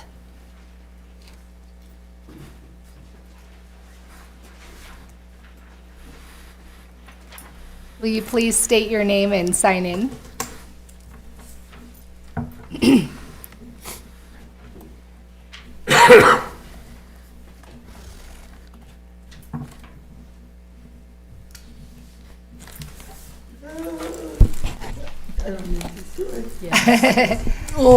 She will make you. Okay. Good evening, Mayor, Wells, and Council. I'm Yvonne Johnson, Executive Director for Carbon County Economic Development. Just a couple of things. Today, we had a meeting in Sinclair with Insight Consulting. It proved to be a very successful meeting, and I'll be very happy to report in a later time some changes and some direction that we're going to be taking. I want to thank the Vice Mayor who was there at our meeting today, and then Tom came, and still I think he got some good chat in there, because he had other things here and was a little bit late, but it was good. Tomorrow, so O'Brien Consulting is out of Joplin, Missouri, has contacted me, and I think I mentioned this in our last speak when I spoke to you. They're a consulting firm out of Joplin, Missouri, who's been hired by the hospital in Craig. And so Craig Hospital is kind of facing a little bit of the same things that Memorial Hospital is, but I don't know what those details are. But they contacted me and asked for a meeting to set up for a roundtable, and I was shocked at the response of who I invited and those that are coming. So we have about 22 people that will be attending this meeting at different times for about 45 minutes to an hour to talk about our emergency services and what we provide. This is in the education sector, so both school districts, number 1, number 2, Carbon County Higher Ed, both Rawlins and Little Snake River Valley. The focus is in bags to try to help, for better service. Schwims will be there, even though Stanton Mosby will be in attendance as well. And he has a lot of insight of the hospital there because he's still the homeowner there. So different entities from the county and the city. Again, I thank you for the city participation. We're going to have 4 or 5 different representatives and different entities representing to be at the round table tomorrow. So that's just it. And any questions? I'm so excited, you guys. Looking forward to the future. Thank you, Yvonne. All right, any other people that would like to speak on something that's not on the agenda? Okay, moving down to our Community Builder Award for February 2025, and I'd like to welcome the members of the City of Rawlins Volunteer Committee. Madam Mayor and Council, the Community Builder Award is a monthly award the city presents to local individuals, businesses, and organizations for their volunteer service, sponsorship, promotion of programs and events, outstanding service in the interest of the city, and for other significant contributions to the Rawlins quality of life. The Volunteer Committee would like to present the February 2025 Community Builder Award to Carbon County Higher Education's welding program.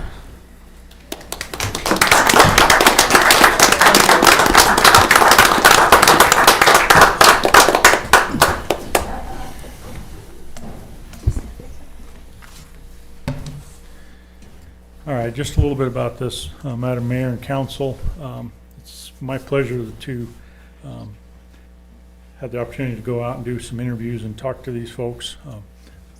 Great time. So bear with me for just a minute as I read this short statement here. Mark Flatterly, did I say that right? Close enough, okay, sorry, is a program director. The higher education welding program has worked on a number of projects around the city, including the archway and the fence at the cemetery, signs for the shooting complex, T markers for the golf course, among others. Carbon County Higher Education is also involved with the BLM in a number of projects. One of the higher education goals is to interact and train students in the community. Wanting the students to be successful and having a meaningful employment after graduation is what drives that program. Everyone benefits from the students doing projects in the community, including the students learning the trade to the suppliers who benefit from the sale of materials, and of course the owners of the projects themselves. One of the hopes for the program for the students is to be successful. That means that they can find a career and may not have to leave our community after they graduate. Evening classes also offered to adults to be part of that program. So success isn't limited to high school students. The opportunity for the community to evolve, or if there's an opportunity for the community to be involved. It is truly a proud moment for Carbon County Higher Education to see students be productive in our community.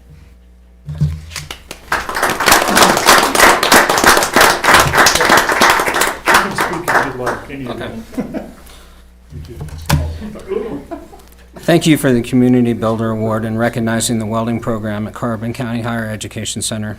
I'd also like to thank Carbon County Higher Education Center who supports these community service projects. In addition, I'd like to thank my students for participating in the community service projects. Thank you.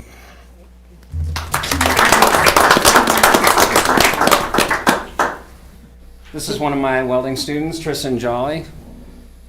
Thank you for joining us. There was no school today, so hard sell to get him to come out again tonight. Thank you for coming, Tristan. Don't run off. So we'll present these to you. They're all the same. We'll have a stack of them for the kids, those kind of things. So if you want to hold those, I'm going to let you hang on to them and turn around and face this way. And they're donating their $100 to the Boys and Girls Club. Step right over here, because we're going to take pictures here. Okay. Anything else? Are you getting this? Hold that up, we can see it. There you go. Oh, Oh, yeah. you're holding that? Okay. I just don't want it to get. Okay. Okay. Jeez. Congratulations.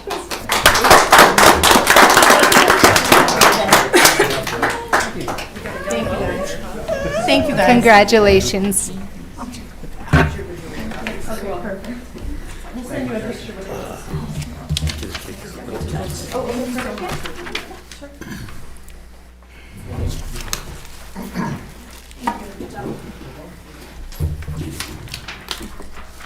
All right, the next thing is reports and information, and I have a special announcement tonight, and I'm hoping that he is here to, so we can wave at him. Hi, Everett. So Everett Mann started on the City Council January 15th, 1973, and served as mayor from 1977 through 1981, and then again in 1991 through 1993. It was during Mr. Mann's first term as mayor that the City of Rawlins switched from the mayor form of government to a city manager form of government. And our former mayor, Everett Mann, is turning 100 on Friday, February 21st, and we just wanted to wish him a very happy birthday.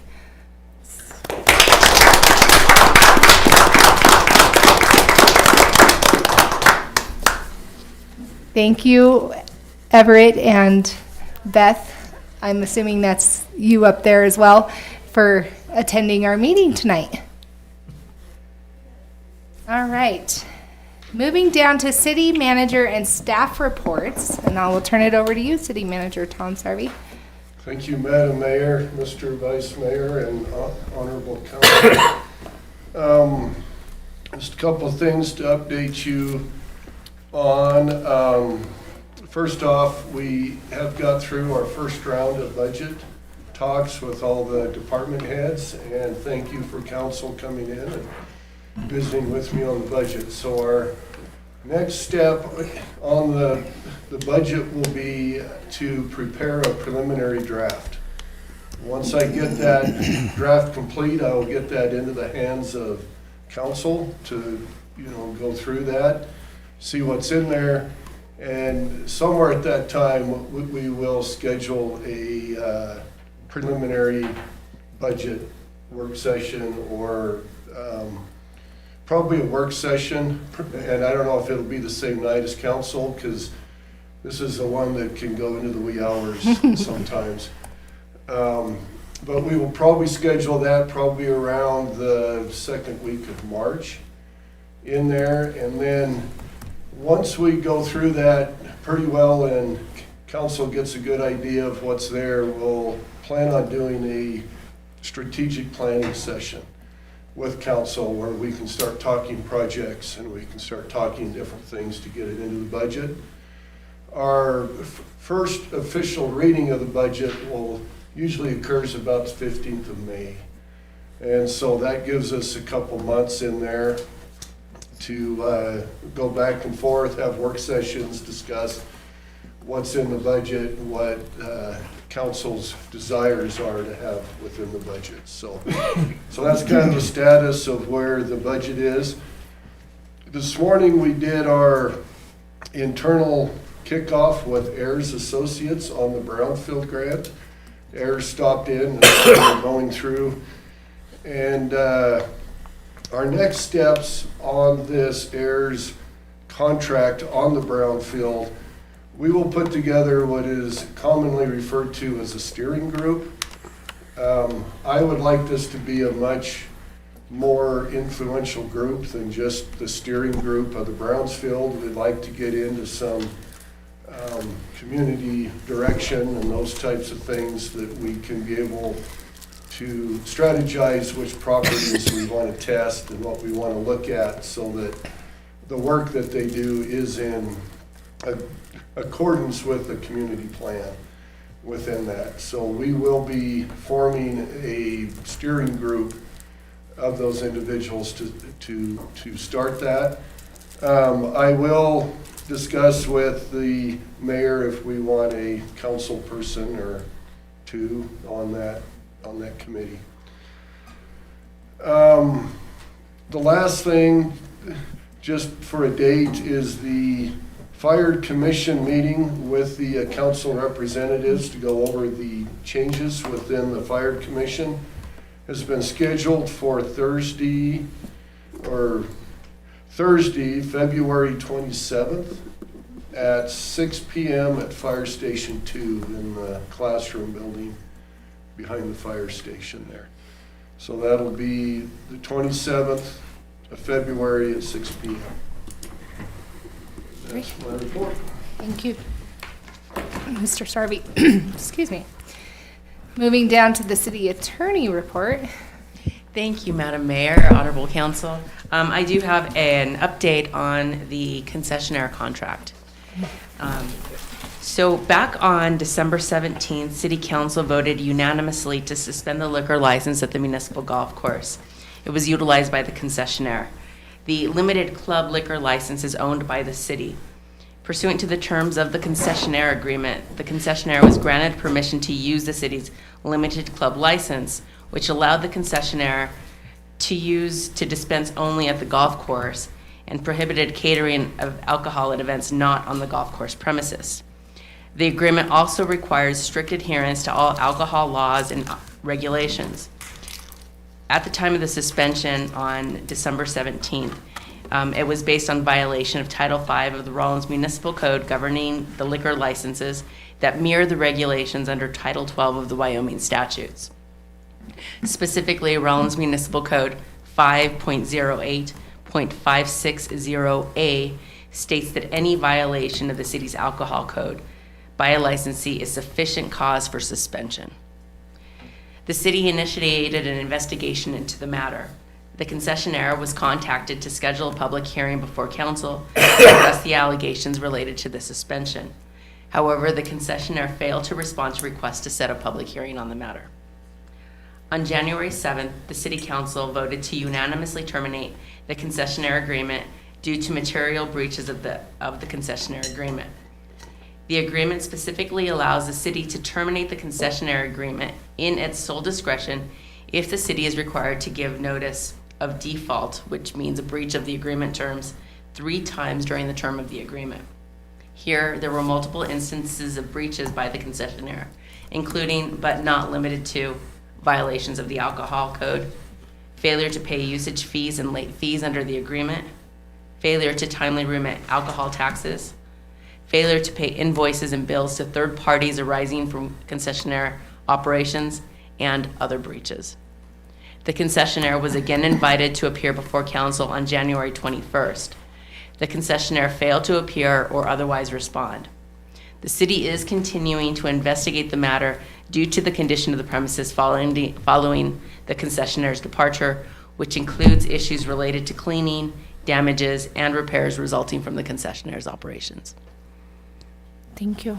Any questions for our attorney? All right.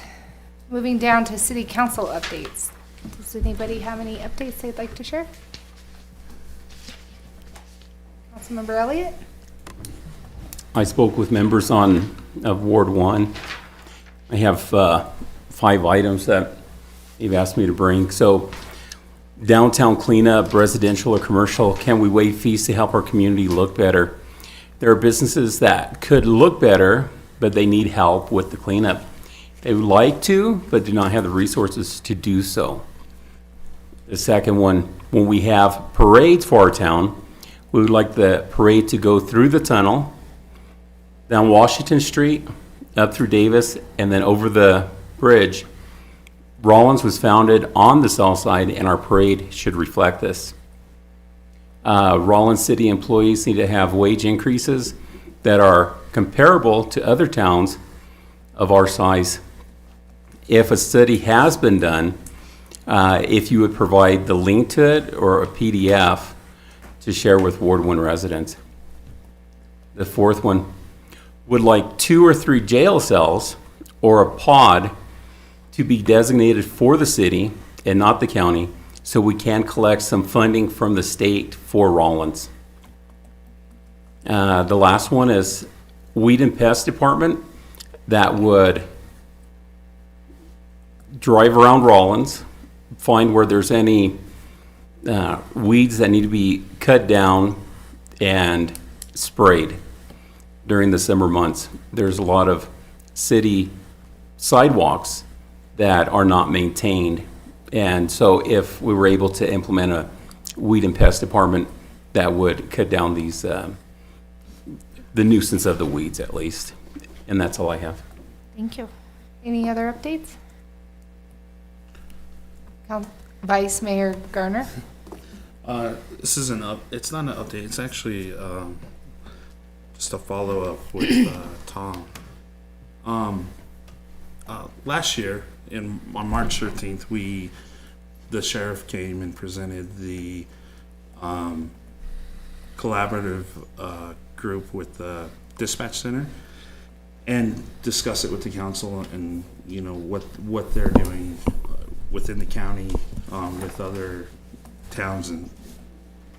And then in June, on June 14th, 2024, there was another meeting in Saratoga that the police chief was at, the sheriff, and then Saratoga's police chief also attended. And they had created the Combined Dispatch Operations Collaborative Working Group.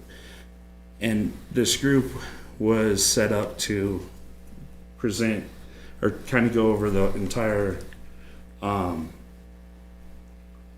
dispatch operation and look at, is this something that would be beneficial to all the towns, some of the towns, if it would be beneficial to Rawlins. And we haven't had an update since that. From that meeting, if I remember correctly, Rawlins was going to host one of these meetings so it would be presented to council and we would sit down and talk about it. Do we have any updates on that? Is this something the council would like to get more information on and maybe have Tom look at? Go ahead, Tom. Honorable Mayor, Vice Mayor Garner, I do not have a current update. I do know that the committee, you know, that is researching this, they met several weeks ago was the last time that I was involved to know that they've met. I am happy to research that and give an update to council as to where all of that stands. Great. No? Councilmember Singer? So June 14th, there was a dispatch working group. They were created? Not created on that day. So it was Mike Ward had mentioned that the Combined Dispatch Operations Collaborative Working Group was formed to investigate what, if any, changes need to be made to the county's emergency dispatching services. And that was at the meeting that was held in Saratoga that he had attended. I attended the meeting and was just curious if there was any follow-up with that, because that was discussed in there and just it's been radio silence. I guess my question is, were we made aware of the fact that they were making a working group? No, honestly.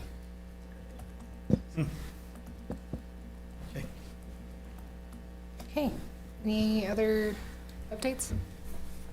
Okay, moving down to unfinished business, for a resolution authorizing amending the City of Rawlins purchasing policy and adopting the new City of Rawlins purchasing policy in its entirety. Do I hear a motion? Councilwoman Lumen.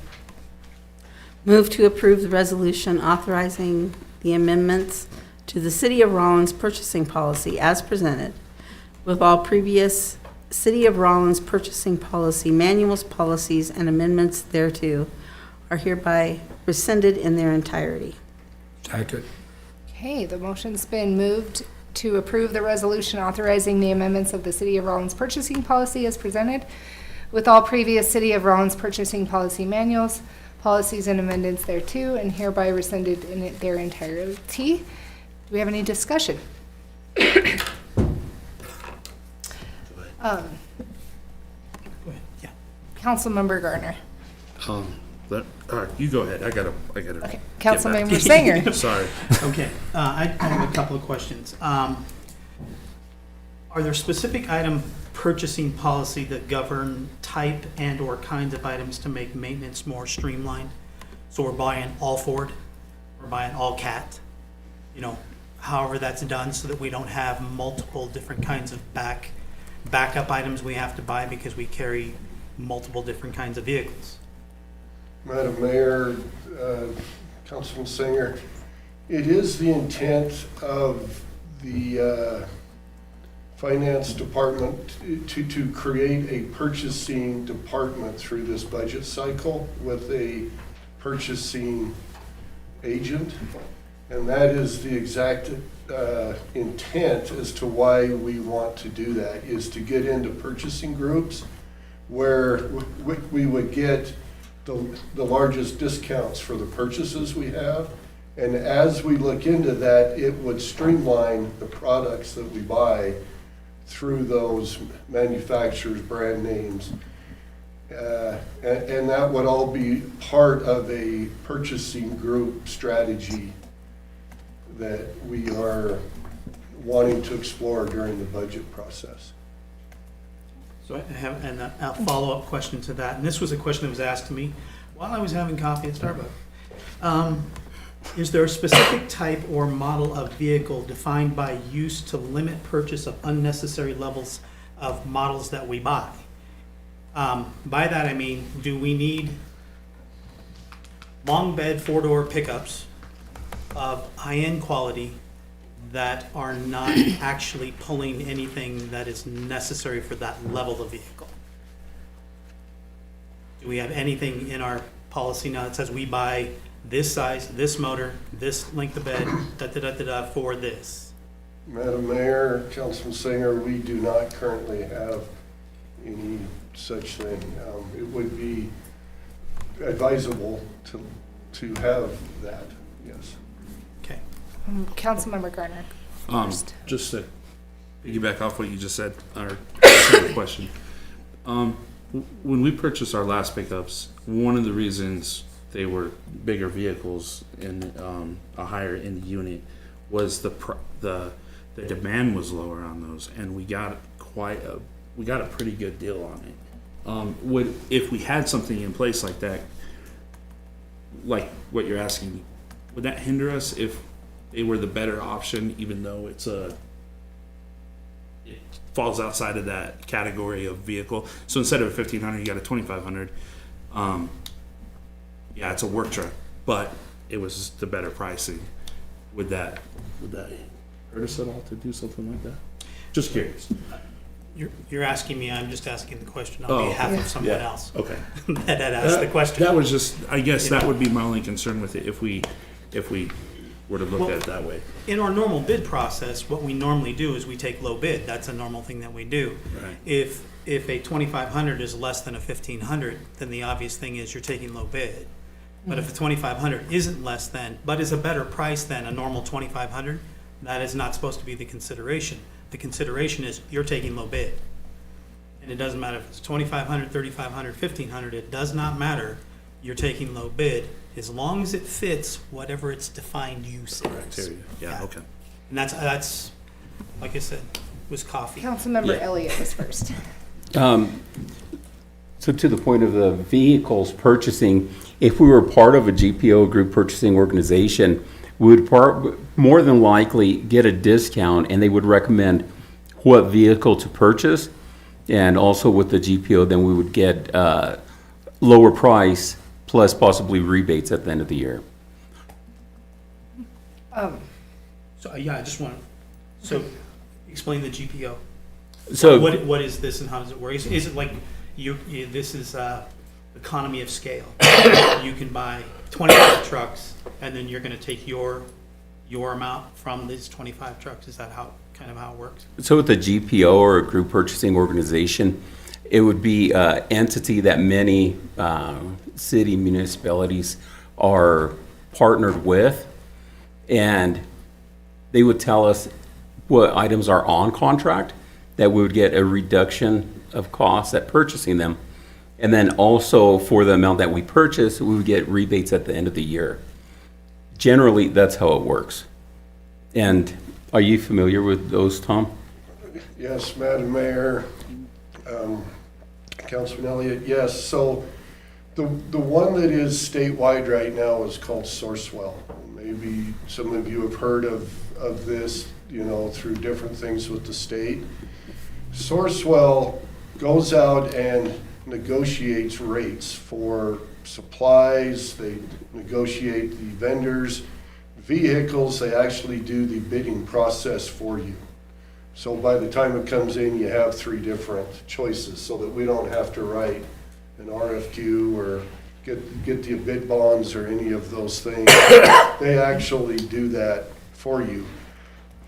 There are several other purchasing groups that I'm positive when you get down into like the Fort Collins School District that we could piggyback on the back of one of their things. I have done that in other organizations to where you could always piggyback on.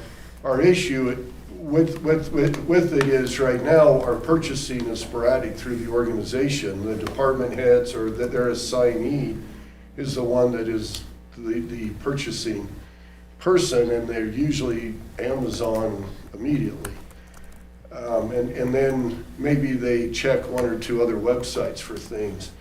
What we would like to propose during the budget season is to explore hiring an actual purchasing agent that has the relationship with that purchasing group and works through that group to order supplies at a much lower rate than what we do currently.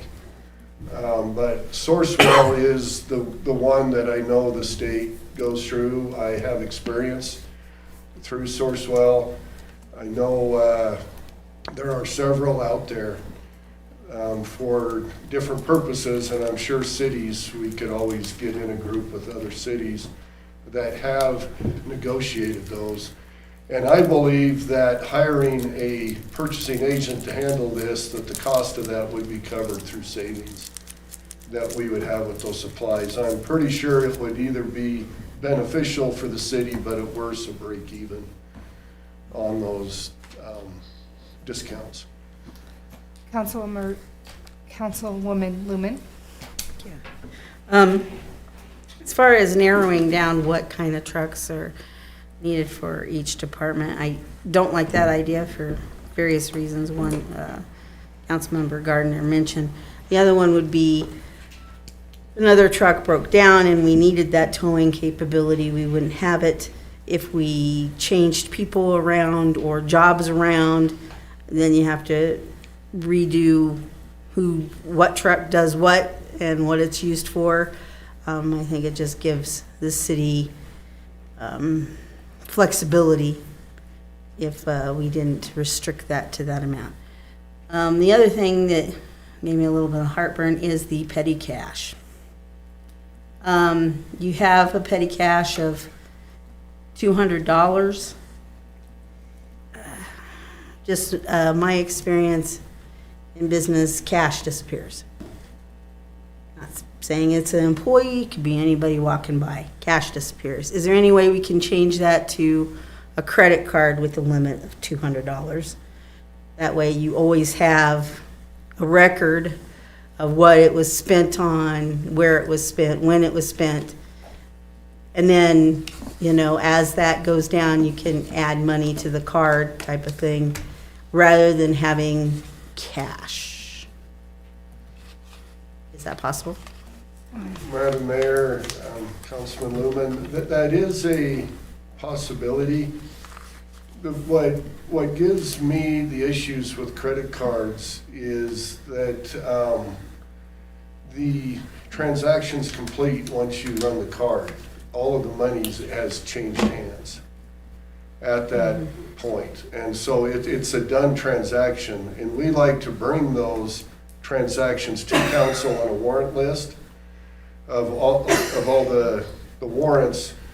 And under a credit card purchase, that transaction is already complete. That takes the ability from council to approve those on a warrant list. You would have a check written to the credit card company where the vendor is already satisfied. So we try to stay away from credit cards as much as we can. The issue of cash is a real issue, but that's where we felt if they had cash for those things that we wouldn't have to reconcile a credit card statement, and that we wouldn't have to issue cards and things. They could actually go to Walmart, bring back the receipt on that. But we could definitely look into Like a Walmart gift a card, Walmart card, something but like that? I personally have more issues with a credit card than I do with the security of cash. Councilmember Elliott? So if you're using petty cash, you would go, I don't know where you would go to, but you would go to maybe with the front window or whatever, and you're gonna request $50, $100. They're gonna give it to you. It's the employee's responsibility to bring that receipt back so they can reconcile their petty cash. Now, if you have a credit card, would each department have the credit card? And if there's just one credit card and the guy takes it, let's say I'm working with Councilman Seeloff and he takes off and goes to True Value. Well, I now need the credit card because I need to go to Bomb Guards. So I think you wouldn't have the availability of the card if you just have one. And if there's multiple, what happens if one gets compromised? Then you have to issue a new credit card. Just my thoughts. I've just seen petty cash disappear or being used as a loan, right? I'll take $20 and then I'll put it back in. I just have heartburn on that. So like a gift card, here's Walmart, $200, there you go, or, whatever they use, their department, wherever they go to. I don't know. And maybe there's no right answer, but that one just seems to give me problems. Councilmember Elliott? And with the petty cash, if they do not bring back a receipt, whatever cash was given to them would be deducted from their check. And I don't know if that's the process now, but. Any other thoughts, discussion? All right. Lynn, will you open online voting, please? Online voting is open.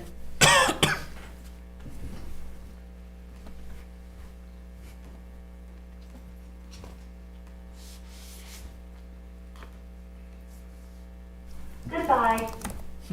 Bye. See ya.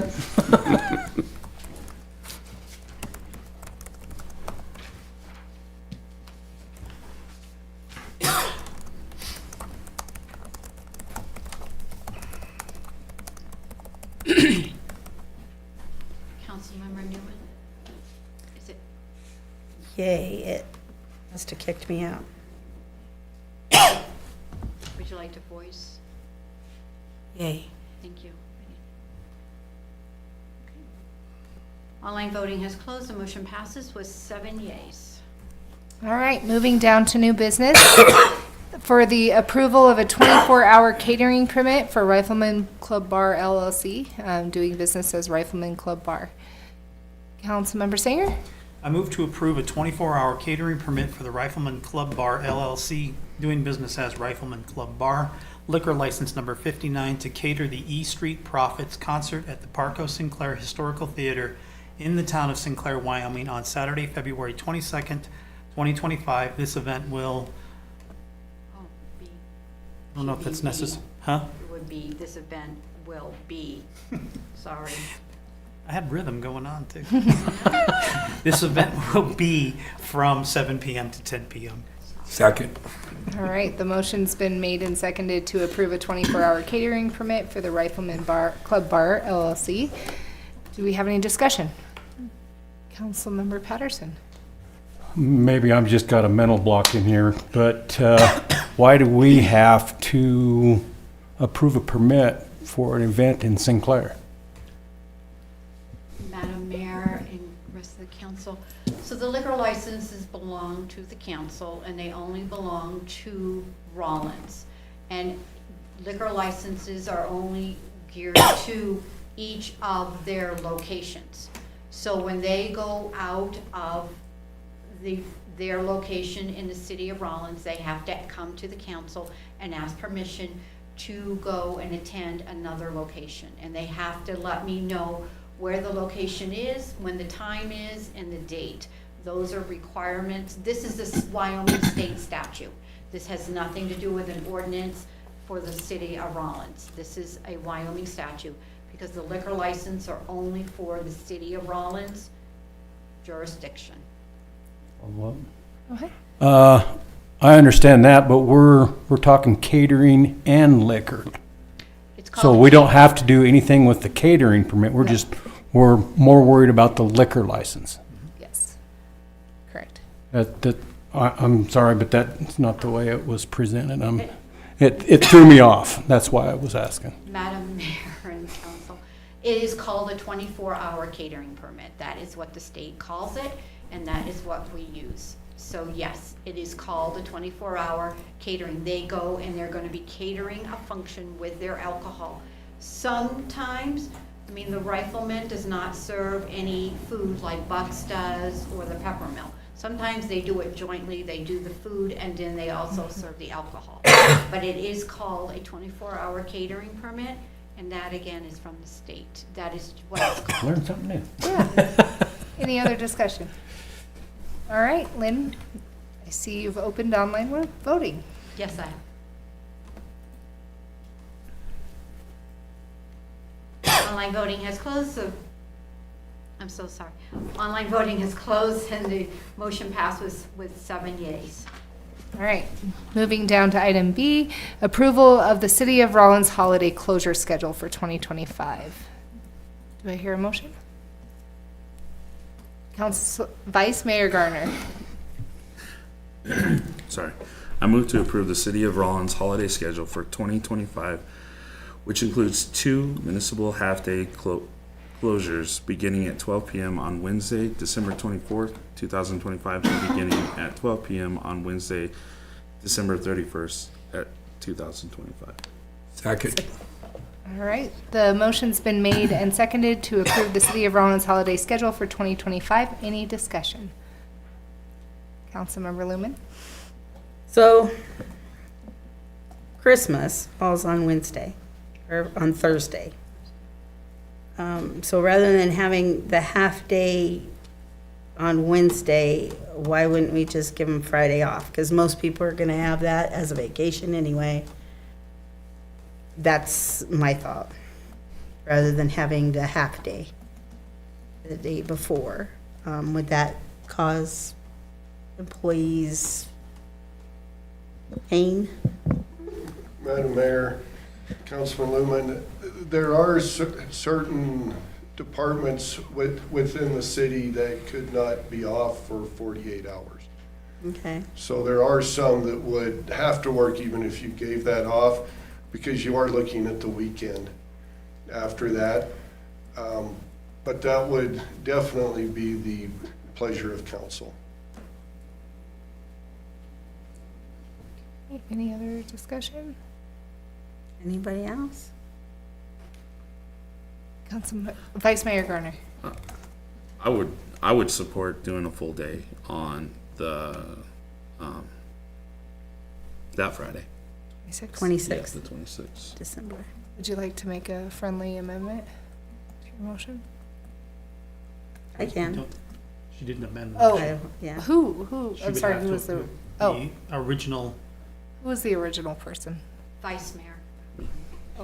Okay, You would have to amend the motion, and then she can friendly, or whoever seconded. he seconded it. So is the 26th? Do a full day on the 26th? Okay, so I'd like, sorry. Go ahead, I'd like to Councilmember amend Vice Mayor. the motion to read the Rawlins holiday schedule to include 1 half-day closure beginning 12 p.m. on Wednesday, December 24th, 2025, and full day closure beginning, or would that be 7 a.m.? 8. Full day closure for December 26, 2025. Does that I think work? you read that wrong. So, so it wouldn't be half a day on, I'm not saying give them the half a day on Wednesday.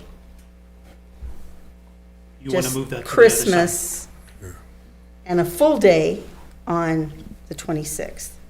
Oh, you're So it saying would read, combine. which would include Christmas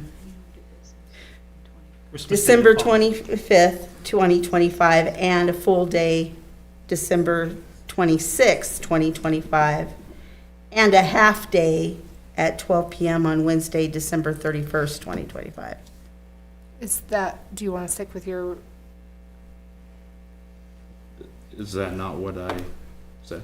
you also gave them a half day on Christmas Eve. Oh, Yeah. sorry. Yep, okay. The 26th is a full day, 26 full day. no half day on Sorry, Wednesday. Lynn. We'll Okay, get- so are we doing a half a day on Christmas Eve and New Year's Eve?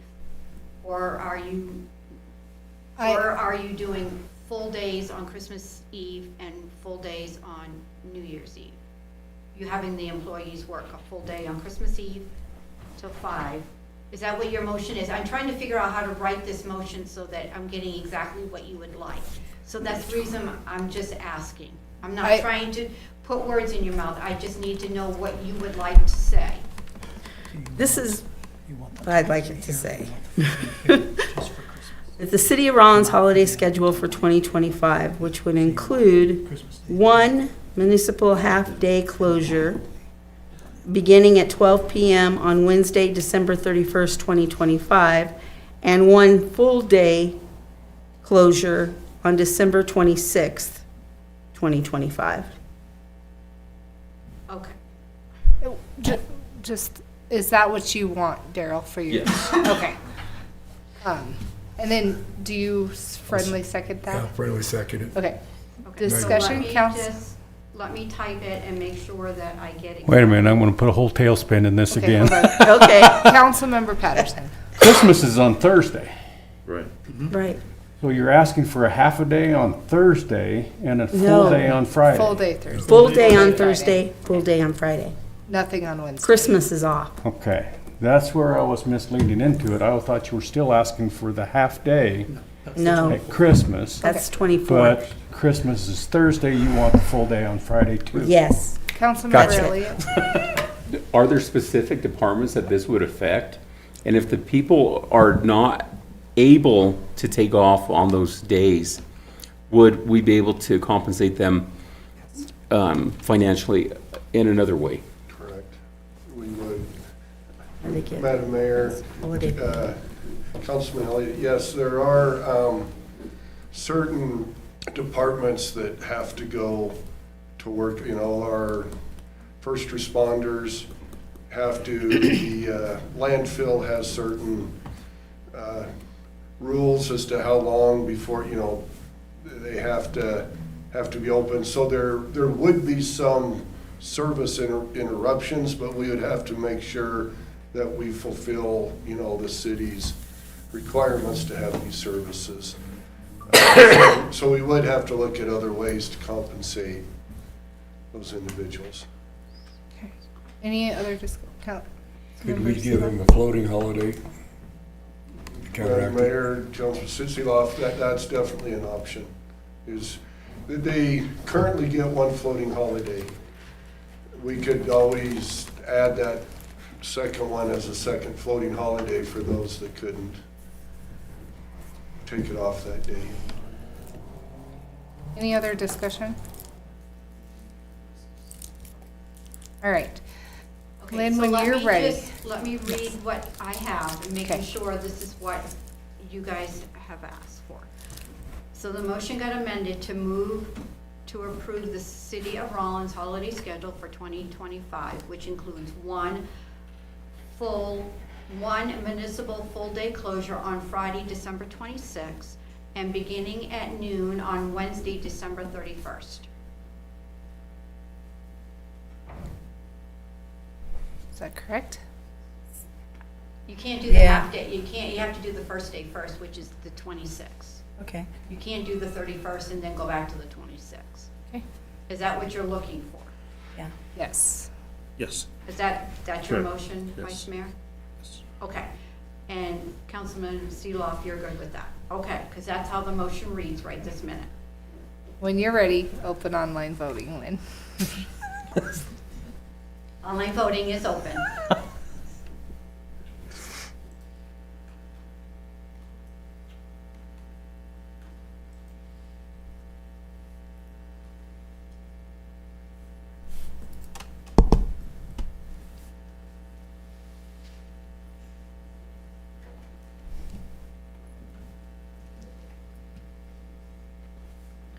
Online voting has closed. The motion passes with 7 yeas. All right, moving down to item C, which is an ordinance repealing chapter 2.56 of the Rawlins Municipal Code and ordinance number 4-1994. Do I have a motion? Councilwoman Lumen? Move to approve the first reading and waive the reading of the ordinance repealing ordinance number 4-1995 and chapter 2.56 of the Rawlins Municipal Code relating to the Urban Systems Advisory Committee of the City of Rawlins, Carbon County, Wyoming.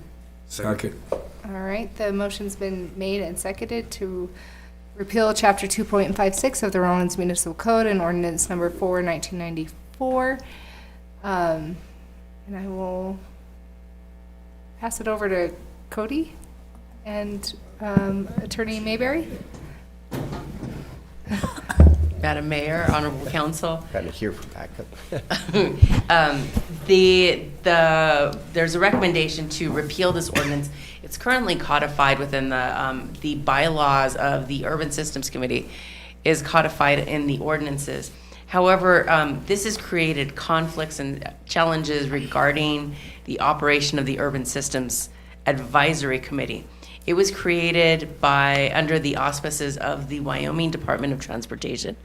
And there are similar committees all across the state in 17 different communities in Wyoming that have 4,000 inhabitants or more.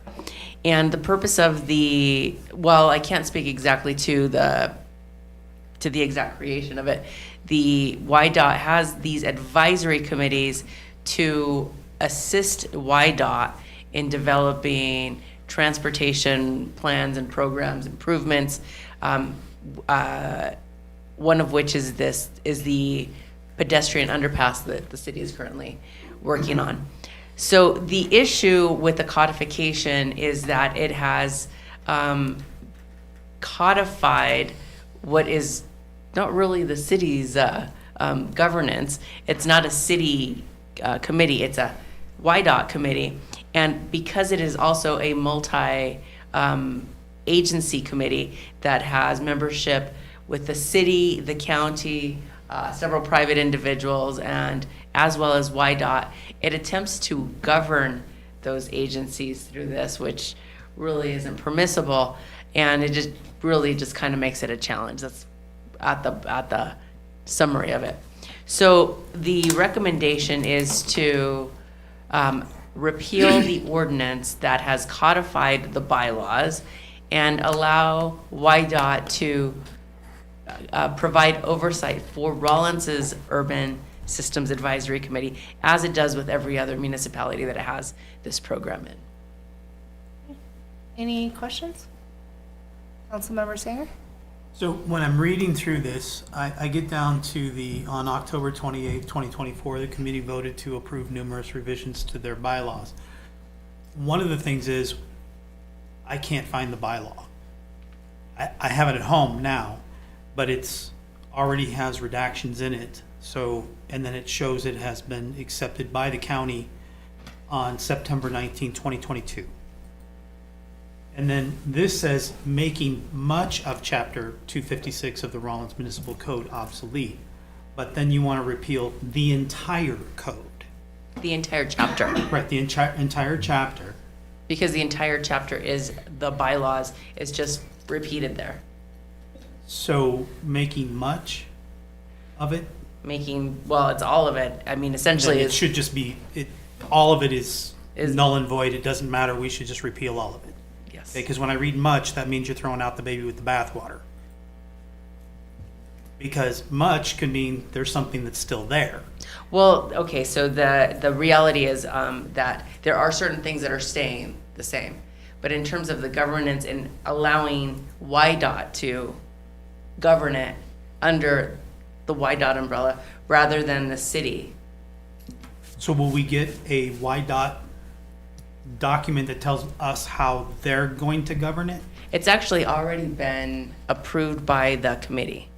So they just haven't been uploaded on the city website pending this resolution. Pending this repeal of the ordinances. So that should be in front of us right now. We should be able to read that to know what we're getting for giving up. Because we're giving up what we do. It's on there. It's For- on, What's it under? It's listed on there. It's urban systems bylaws adopted 10/28/2024. That's the adopted one. What did we repeal? Deal? I didn't, that's the only one I received. Okay, because That's there's the only neither one one that- of these are telling us what we're taking out. Okay. They only tell us what we're getting. I did not receive a red line. This Okay. is the only one that I received. Because the last one that I can find is from 22. That's And, huh? And that is the current. That's the current one, and it's got redactions on it. And it was accepted by the county September 19, 2022. Okay, so that's that one. Then we have this one, but we don't have what YDOT's going to be giving us. Because we're giving up all of our paperwork. What are we getting from them to know how we relate to them now? Because this was a bylaw these were bylaws written for us to protect us. That's what they were for. I didn't write them. They've been around forever, since 1994. But what are we doing? How do we know what we're giving up here and what we're getting?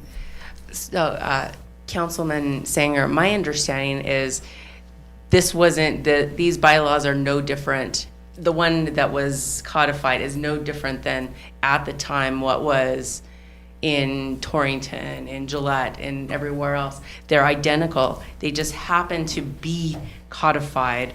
For whatever reason, it was, hey, let's adopt these as an ordinance because it was a useful committee. But the reality is that it's an advisory committee to the YDOT, not a city committee. So it should have never been accepted. Exactly. It never should have been codified. Okay. any other discussion? All right, Lynn, when you're ready, will you open online voting, please? Online voting is open.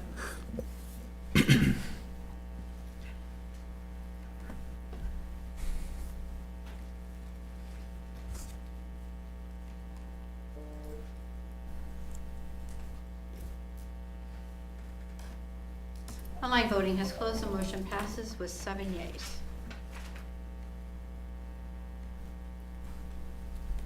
All right, moving down to an executive session. Councilwoman Lumen. Move to enter into executive session at 8:30 PM per Wyoming Statute 16-4-405A9 and 2.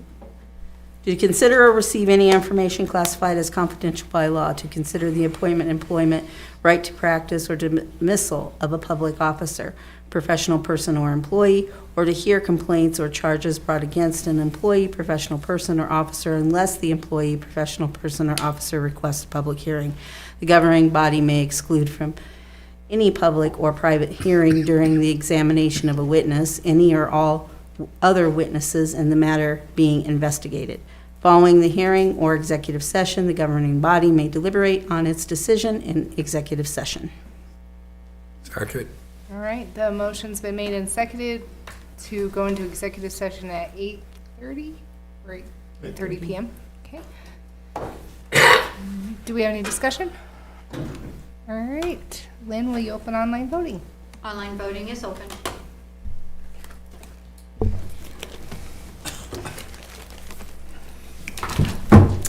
Online voting has closed. The motion passes with 7 yeas. I sent you that, right? Huh? I sent you that, right? Where he mentions that, just so you can see. It's an internal one, I think, so kind of refers to that one. So, that one you can check it out. And then I understand what you were asking, or why you're asking. When was that? When did we instruct our police chief to go and do something on our Yeah. behalf without us knowing? That's the Is there a hot tamale? There's a fireball. Oh, yeah.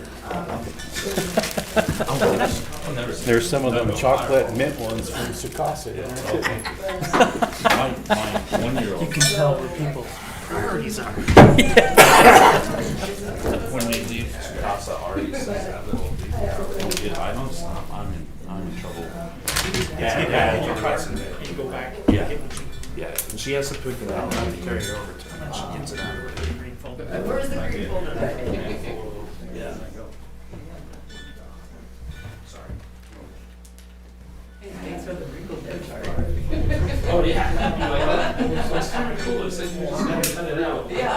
I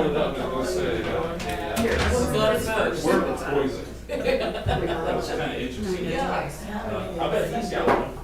You have one of the Google charts on your contract. We talked about that. Oh,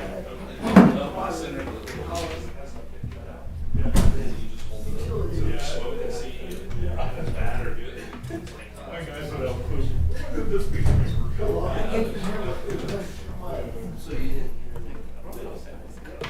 What you were asking. And just as a reminder, the lights stay alive. So, Too much.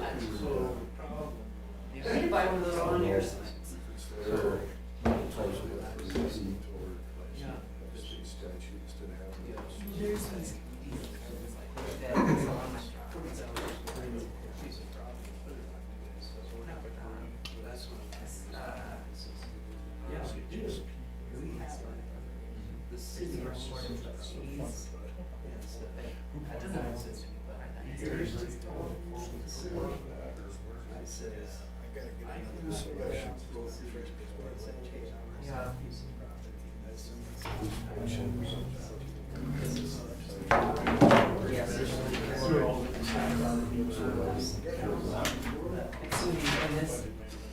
Essentially,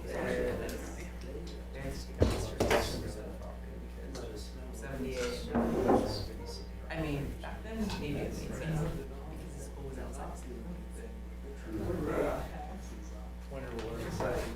There's, like, so as a things, lighting and stuff, yeah, it's a sick.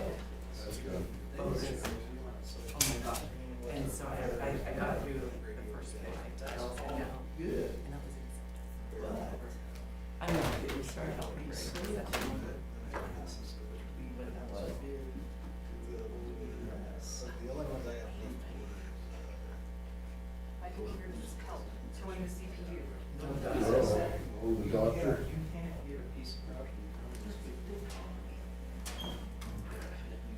I cannot access things on the files. I can only do it through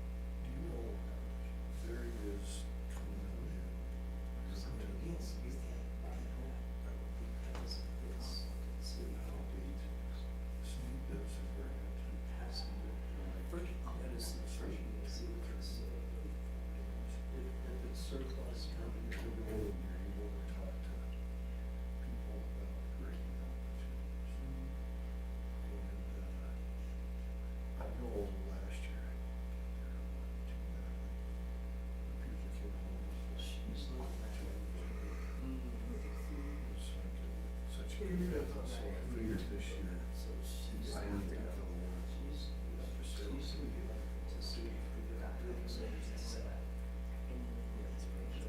Yeah, just what? I'm sure by the time we get those here, there's gonna be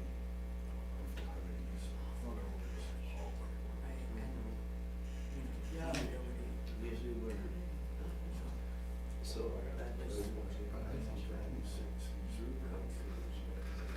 I still have some. Just have to keep back and forth. You know,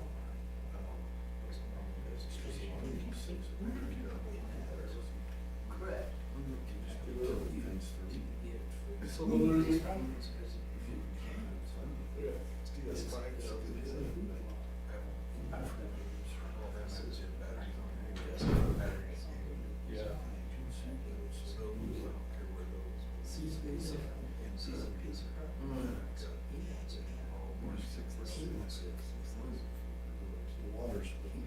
because it's kind of bigger. So with us, but a lot of these others are really done.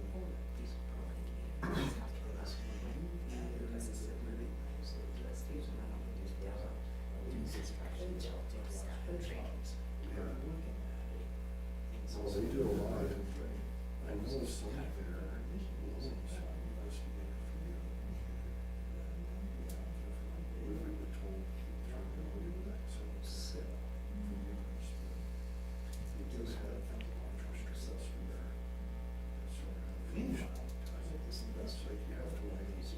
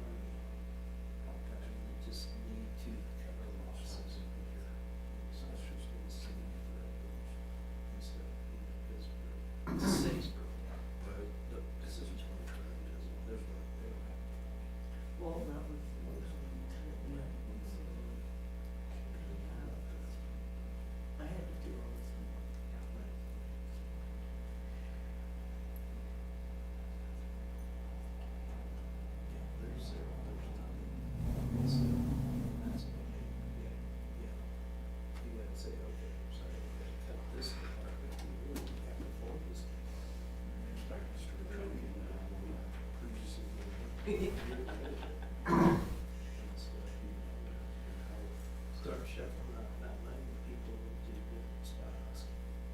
Software solutions. Just crazy. Well, we're gonna see a change. That's it.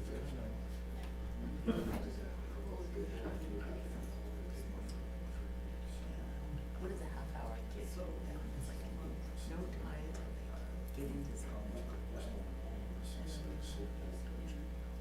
Things and you get in the sandbox.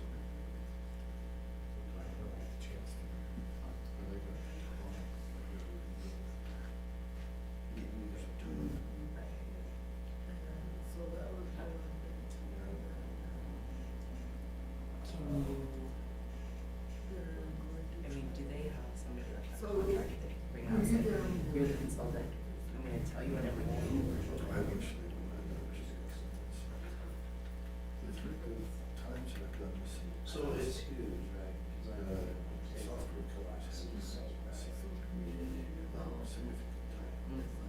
So there's one that we did, it's the hospital.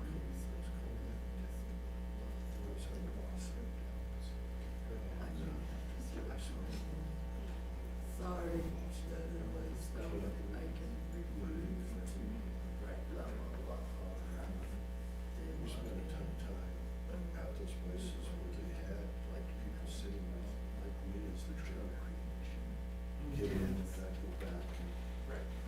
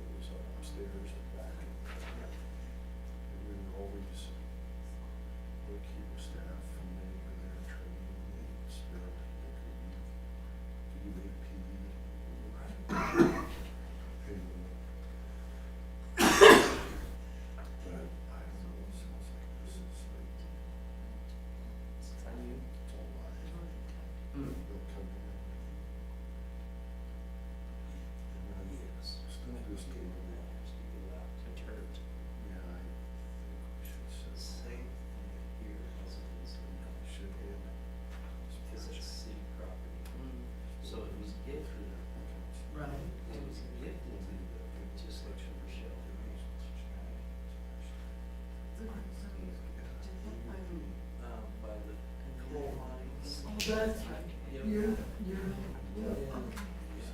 was good, because the coal mine company used to run that.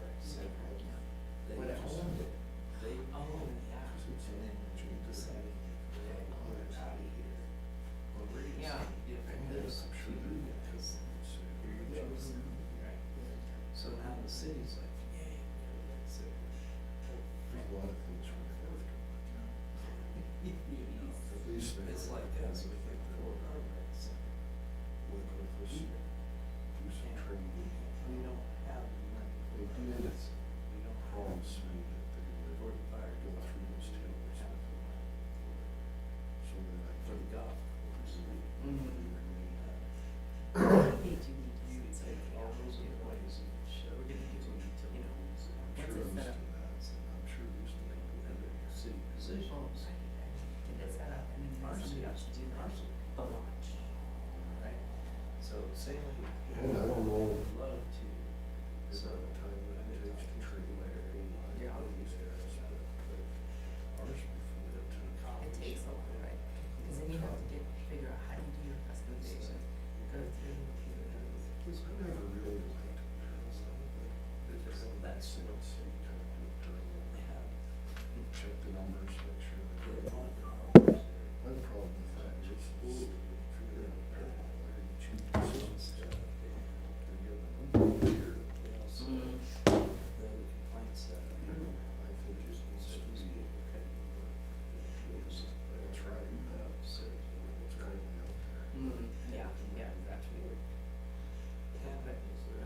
But that would be something to get to.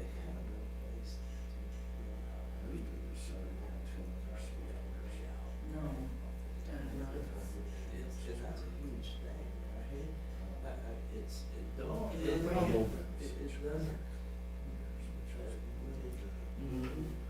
So things like that and little towns change it. Right.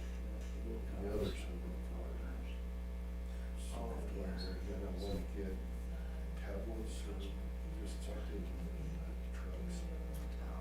Right, so we were thinking about doing that, So that they can go pull up and look over whatever in the field. I just think that's gonna be huge. So we got like, you set up a warfare system. I don't know. It's a little difficult because there's a lot of tables in there that are legit ledger software that you have to recreate so that you can calculate the percentage. You have to put salary information. You're gonna have to put, like your labor costs. You're gonna have to do an inventory, just as it is to parts. You're gonna have to update it as to what you're gonna charge for this part, because that's what it goes to do the Right, calculations. And that's what I was hoping to have in our main software, but They don't. if you purchase something of that level, we're talking. Ours is a system that is, and I think there's an inventory module in there that we could set up, but there's no. I know there's but that's what the work is at the work order software would do. So that you'd have to set all those tables up, pull the data, so when you close it out, you know what that job cost you. And then other data costs. So you get increases, you get a little bit more software. People constantly. Right, but then you have to do multiple. Yeah, they do have two systems. I don't like that, but our system, so we purchased say, the Casper. so last year, they had that. Yeah. So they started emergency.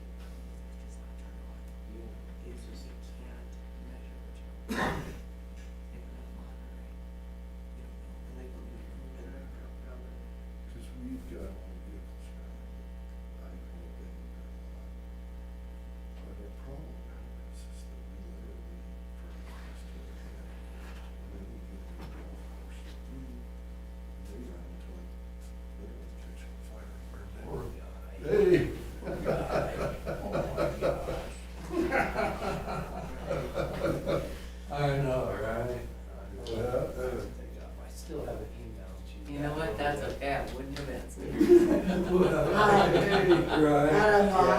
still gotta get that. I had a really busy day. All right, well, I'm gonna come find you. Yeah, So I'm kind of like out. 2 weeks, You know what, take your time on it, because it's gonna take me a while to research it too. Okay. so that's fine. Yep. So as long as we can start that relationship. I'll make sure I'm on time. Absolutely. That's the third point. Okay. I saw the thing. That wasn't in your office. I know where that's at. Yeah, but you'll see. I was gonna tell the council today, we need to get rid of the golf course. It's a sore subject, sorry, but we need to get rid of it. And save that money for those people that work out there. Okay. Well, I've got 2 weeks busy. Makes sense. Oh, good. Like, I'm Good, gonna good. have my door shut for 2 weeks. Okay. So you're good. Okay. I'm not gonna be waiting on you. I'm Also, gonna be busy. the intrinsic value of having activities for. I am gonna But meet where's with the, Lou probably what's the dollar amount? tomorrow and talk about the steering group. Just use those And dollars. I do want to talk to you a little bit. I want your input. Okay.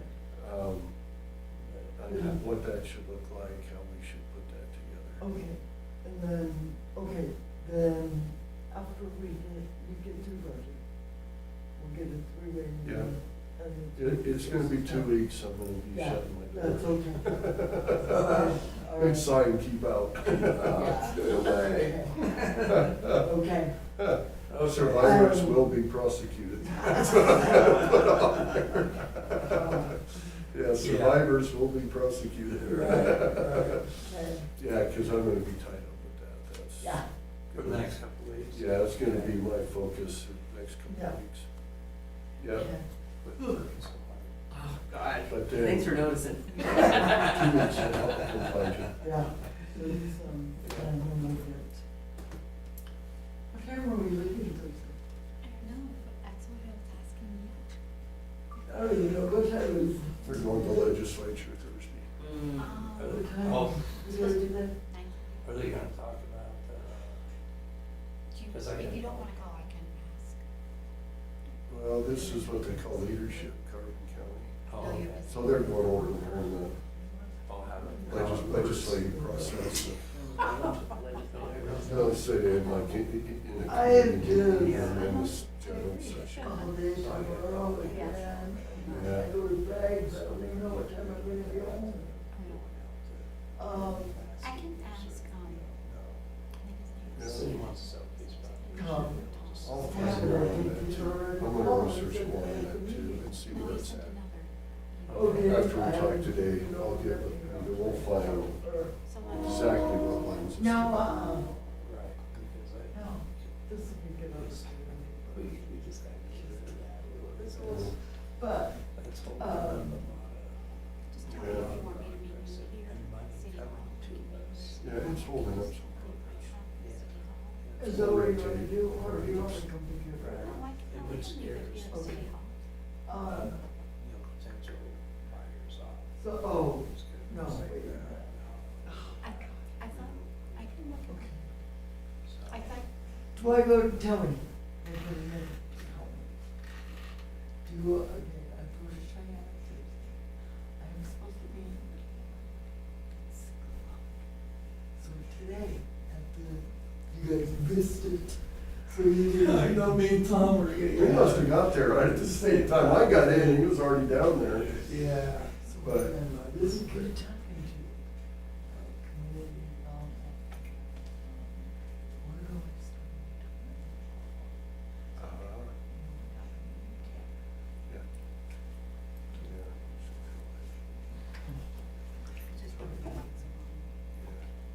So, anyway.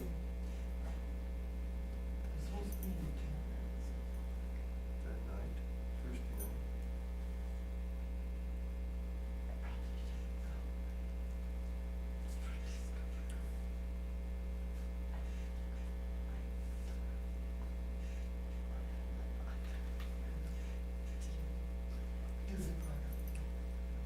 All right.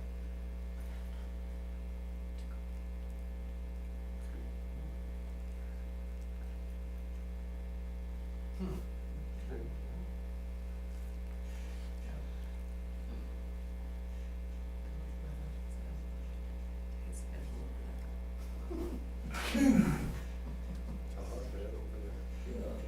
Okay. Good luck. Yeah, All right. we'll be in touch. Thank you. Yeah. Good to see you. Have a good Yeah, day. yeah, we'll be in touch. Yeah. We'll find that exact. Right. Because I know, even us, we want to buy a piece of one of the properties that the city owns, but I'm not gonna go through all that to get it. And stuff, especially if I'm bidding at somebody else on something that we agree upon price to fair market value on.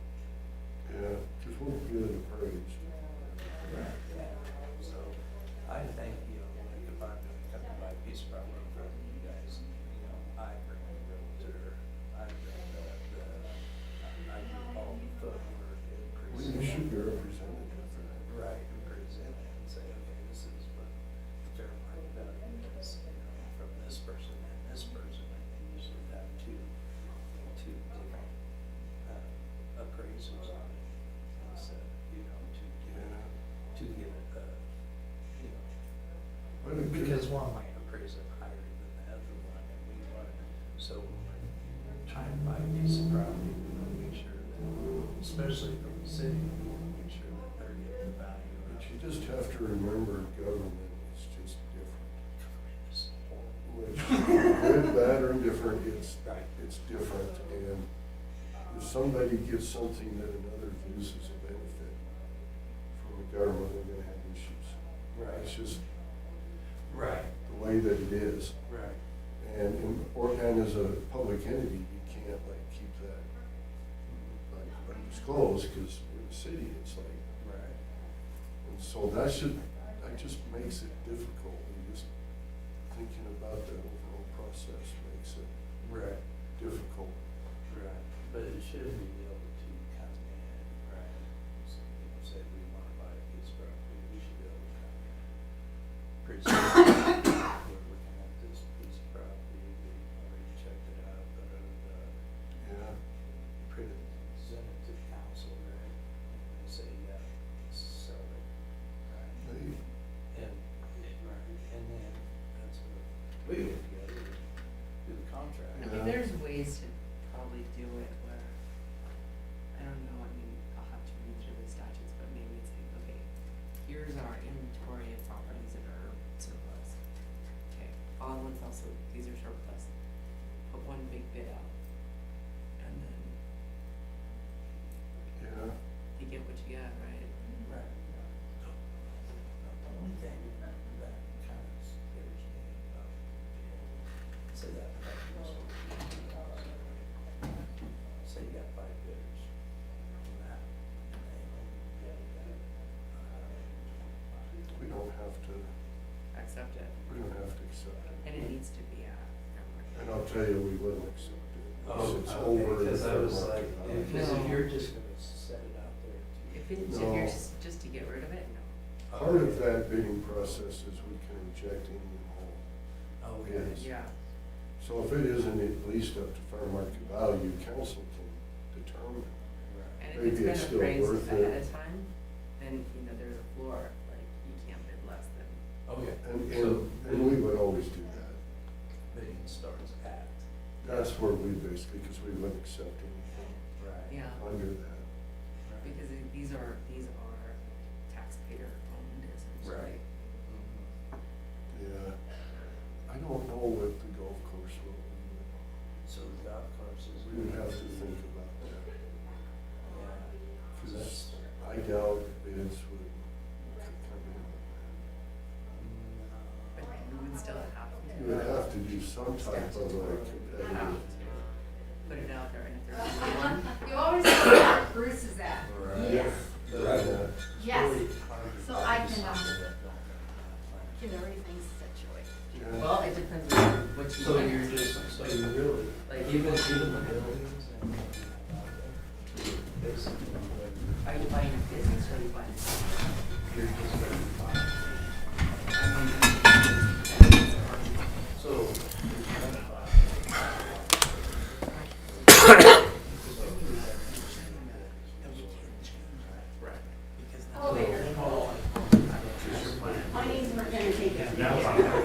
Start my car, so it's warm. For next January 1st next year.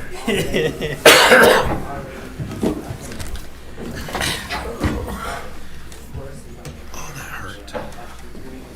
What did I just?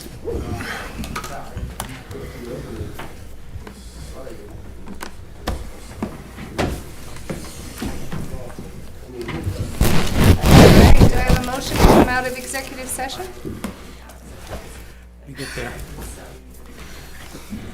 Councilmember Singer? I move that we come out of executive session at 9:02, per state statute 16-405.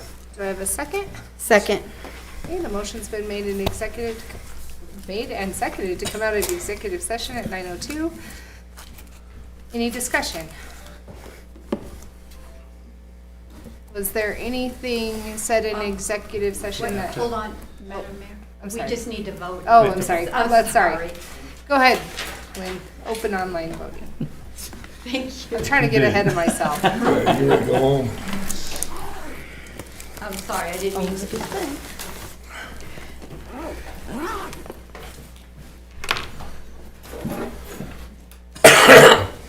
Councilmember Patterson? Oh, I'm sorry. I thought I hit the button. Online voting has closed. The motion passes with 7 yeas. All right. Are there any objections to matters discussed in executive session, seeing that there were, sorry. Are there any objections to matters discussed in executive session? Okay, seeing that there were none, we will continue with the meeting. Oh, man. All right. Next thing on the agenda is approval of executive session minutes of February 4th. Do I hear a motion?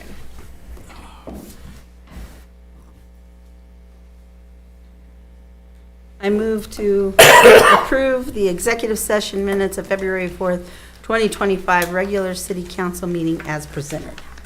Second. Okay, the motion's been made and seconded to approve the executive session minutes of February 4th, 2025. Any discussion? Lynn, will you open online voting? Online voting is open.